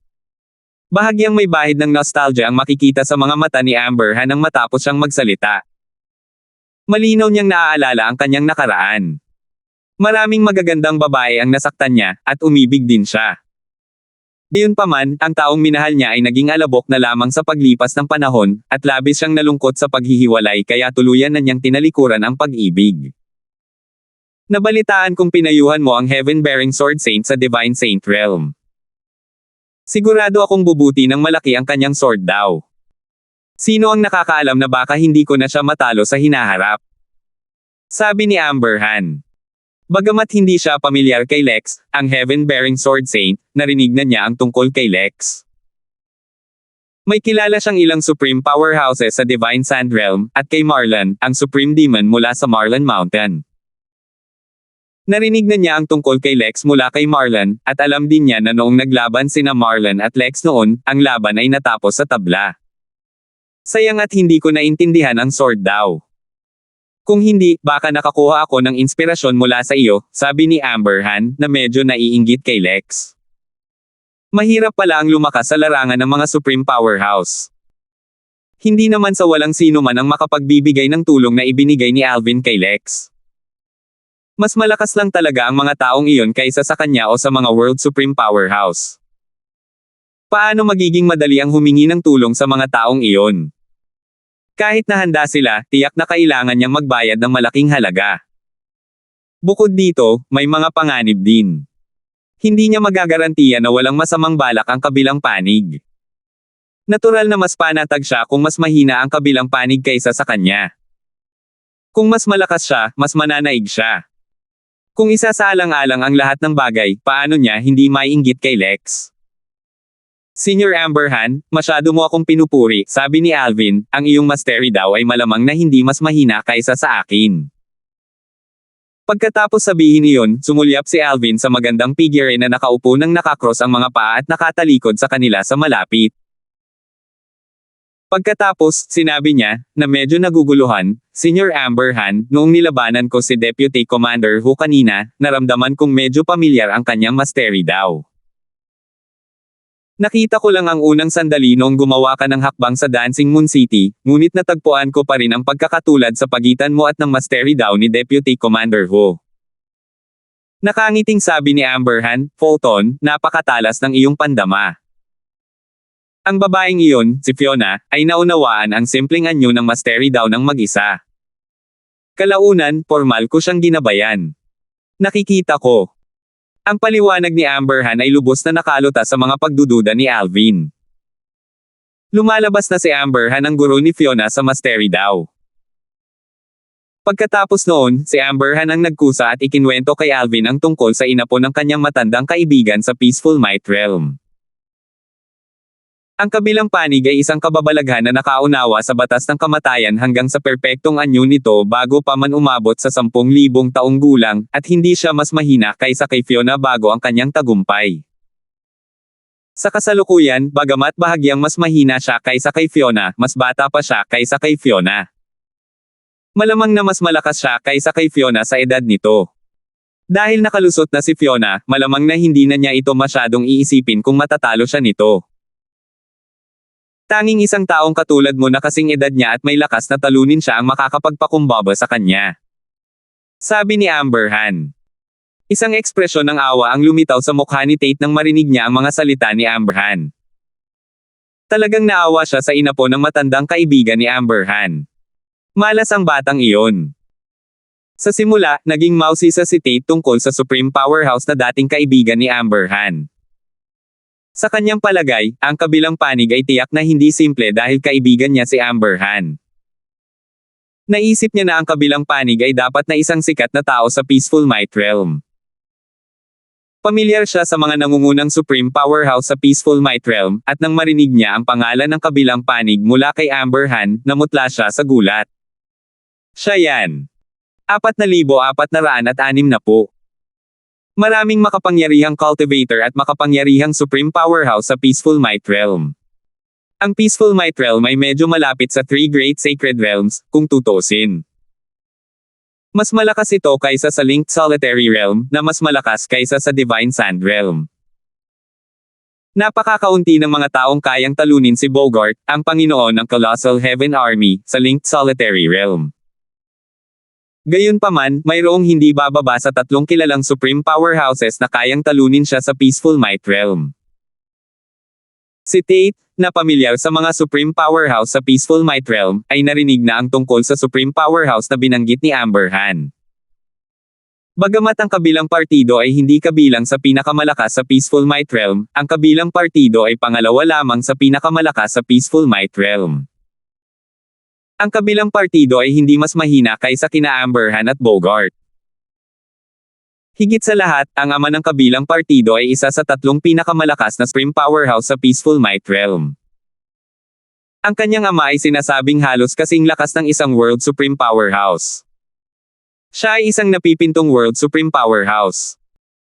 Malawakang kilala sa Outer Boundary at sa Myriad Worlds na ang napipintong World Supreme Powerhouses ay walang talo sa mga nasa ilalim ng kaharian ng World Supreme Powerhouses. Bagamat inaasahan ni Tate na magiging pambihira ang matandang kaibigan ni Amber Han, hindi niya inaasahan na magiging ganito ito kagulat-gulat. Tutal, kahit ang isang 3rd-tier Supreme Powerhouse sa Peaceful Might Realm ay maituturing na isa sa mga nangungunang Supreme Powerhouse sa Divine Sand Realm, na matatagpuan sa paligid ng Outer Boundary. Kung sina Marlon at Lex, na kabilang sa pinakamalakas sa Divine Sand Realm, ay makarating sa Peaceful Might Realm, halos hindi sila makapasok sa 2nd tier. Hindi lamang ang matandang kaibigan ni Amber Han ay kabilang sa pinakamalakas na 2nd tier Supreme Powerhouse, kundi ang kanyang pinagmulan ay napakapambihira rin. Pagkaraan ng ilang sandali, tinawag ni Tate si Alvin at ikinwento dito ang tungkol sa matandang kaibigan ni Amber Han. Nagulat din si Alvin. Hindi ko inaasahan na may isang tao mula sa Divine Sand Realm na makakaalam ng ganito karami tungkol sa mga pinakamakapangyarihang tao sa Peaceful Might Realm, sabi ni Amber Han, bahagyang nagulat sa kung gaano kalawak ang kaalaman ni Tate. Ngumiti ng mapait si Tate at sinabing, Lord Han, ang reputasyon ni Lord Moggy ay kumalat na sa malayo. Alam ng lahat na ang kanyang Panginoon ay isang napipintong World Supreme Powerhouse. Alam ito ng mga taong nagbibigay ng kaunting pansin. Kahit na hindi pamilyar ang isa sa mga pangalawang antas ng Supreme Powerhouse sa Peaceful Might Realm, tiyak na narinig na niya ang tungkol kay Lord Moggy. Noon, bago pa man maging pangalawang antas ng kataas-taasang kapangyarihan si Lord Moggy, nakasakit siya ng damdamin sa isang makapangyarihan mula sa 3 dakilang sagradong kaharian, at ang kabilang panig ay napunta pa sa Peaceful Might Realm. Nang panahong iyon, inakala ng lahat na tiyak siyang mamamatay. Gayunpaman, sa kritikal na sandali, kumilos si Lord Harris at pinatay ang taong iyon. Nang panahong iyon din nalaman ng mga tao mula sa Peaceful Might Realm na si Lord Moggy, isang ikatlong antas ng kataas-taasang kapangyarihan noong panahong iyon, ay anak ni Lord Harris. Pagkatapos noon, kumalat ang balita tungkol doon na parang apoy sa outer boundary. Bagamat isa lamang akong binata na hindi pa nakakarating sa kaharian ng mga kataas-taasang Diyos noong panahong iyon, narinig ko na rin ang tungkol dito, paliwanag ni Tate. Maraming kapaki-pakinabang na impormasyon ang nakuha ni Alvin matapos makinig kay Tate. Lumalabas na ang matandang kaibigan ni Amber Han ay anak ni Harris, isa sa tatlong pinakamakapangyarihang Supreme Powerhouse sa Peaceful Might Realm, at isa siyang napipintong World Supreme Powerhouse. Gayunpaman, walang nakakaalam kung sina Harris at Moggy ang tunay nilang mga pangalan. Nagkataon lang, nakangiting sabi ni Amber Han, nang mangyari ito, hindi pa ako nakakarating sa kaharian ng mga kataas-taasang Diyos. Nang marinig ang mga salitang ito, natahimik si Tate at mapait na napangiti. Kahit na hindi naging kataas-taasang Diyos si Amber Han noon, malamang na isa ring advance sa kataas-taasang Diyos si Amber Han noon. Gayunpaman, pagkalipas ng maraming taon, si Amber Han ay naging isang kataas-taasang makapangyarihang powerhouse, isang medyo makapangyarihang kataas-taasang makapangyarihang powerhouse na maaaring maging isang nangungunang kataas-taasang makapangyarihang powerhouse sa Linked Solitary Realm at isang pangalawang antas na kataas-taasang makapangyarihang powerhouse sa Peaceful Might Realm. Sa kabilang banda, siya ay nasa kaharian pa rin ng isang kataas-taasang Diyos. Samantala, naisip ni Alvin ang pabor na hiniling sa kanya ni Amber Han. Ang kabilang panig ay inapon ni Moggy, na nangangahulugang ang kabilang panig ay inapon ni Harris, ang nalalapit na World Supreme Powerhouse. Hindi nakakagulat na ang kabilang panig ay mayabang. Bukod dito, dahil sa dalawang malalaking tao na sumusuporta sa kabilang panig, may isip lamang ng isa kung anong uri ng mga mapagkukunan ang tinatamasa ng kabilang panig mula pa noong bata pa. Maya-maya, sumulyap si Alvin kay Fiona. Mula sa simula hanggang ngayon, hindi siya nagsalita o mukhang nagulat. Malinaw na alam na niya ang tungkol kina Moggy at Harris. Sa ilalim ng pamamahala ni Amber Han, ang grupo ay naglakbay patungo sa isang lugar na parang lupain ng yelo. Ang yelo sa lupa ay sumasaklaw sa isang malawak na lugar, at nang sila ay maglakbay papasok, nakakita sila ng matatayog na glacier. Gayunpaman, pagkatapos nilang malagpasan ang isang napakataas na glacier, nagbago ang paligid, at natagpuan nila ang kanilang sarili sa isang berdeng lambak na may mababangong bulaklak, malalagang puno, at mga huni ng ibon. Ang nyebe at glacier na nakapalibot sa paligid ng lambak ay nagbigay ng malaking pagkakaiba sa lambak. Bahagyang nagulat sina Alvin at Tate sa biglaang pagbabago. Nang makita ang pagkagulat sa mukha ng dalawa, nakangiting nagtanong si Amber Han, matapos ninyong makita ito, sa tingin ba ninyong dalawa ay naiintindihan ng aking matandang kaibigan ang batas ng buhay? Tumango si Tate habang si Alvin ay nakatingin kay Amber Han na may pag-aalinlangan. Kung hindi ito ang batas ng buhay, ano ito? Ito ba ang banal na puno ng buhay? Gayunpaman, kung ito nga, hindi ba nito lubos na mauubos ang enerhiya ng banal na puno ng buhay sa maliit na mundo ng pinakamataas na kapangyarihan? Sa palagay ko ay hindi maraming pinakamataas na kapangyarihan ang mag-aaksaya ng enerhiya ng kanilang banal na puno ng buhay sa isang bagay na napakarangya, hindi ba? Tutal, ang banal na puno ng buhay ay makakatulong sa kanila sa mga kritikal na sandali. Naiintindihan ng matandang kaibigan ko ang batas ng kahoy, hindi ang batas ng buhay, sabi ni Amber Han nang may emosyonal na buntong hininga, ang lugar na ito ay itinayo ng banal na puno ng buhay sa kanyang maliit na mundo. Imposible para sa akin na kumilos ng labis at gamitin ang aking banal na puno ng buhay sa ganitong paraan. Gayunpaman, iba siya. Bagamat halos pareho ang aming lakas, ang banal na puno ng buhay sa kanyang maliit na mundo ay dating banal na puno ng buhay ng isang pinakamataas na kapangyarihan sa mundo. Dahil dito, ang ganitong uri ng pagkonsumo ng enerhiya ay walang-wala sa kanyang banal na puno ng buhay. Madali itong mapupunan sa isang hininga lamang. Natigilan si Alvin sa mga sinabi ni Amber Han. Ang Divine Tree of Life ay dating pagmamayari ng isang World Supreme Powerhouse. Ibig sabihin, nakuha ito ni Senior Moggy pagkatapos ng pagkamatay ng isang World Supreme Powerhouse. Gayunpaman, sigurado na ang World Supreme Powerhouse ay hindi namatay mula sa Heavenly Tribulation. Kung hindi, ang Divine Tree of Life ay masisira rin ng Heavenly Tribulation. Kahit ang mga World Supreme Powerhouse na nakatayo sa tuktok ng outer boundary at ng myriad worlds ay hindi makakatakas sa kamatayan. Napatay ba siya ng isa pang World Supreme Powerhouse? Nagsanib puwersa ba ang ilang World Supreme Powerhouse para patayin siya? Napakagandang Divine Tree of Life. Iniisip ko kung si Senior Muggy mismo ang nakatuklas nito, o ibinigay ito sa kanya ng kanyang ama. Maraming ideya ang pumasok sa isip ni Alvin matapos niyang marinig ang mga sinabi ni Amber Han. Salamat po at sinamahan ninyo ako, ingat lagi mga master.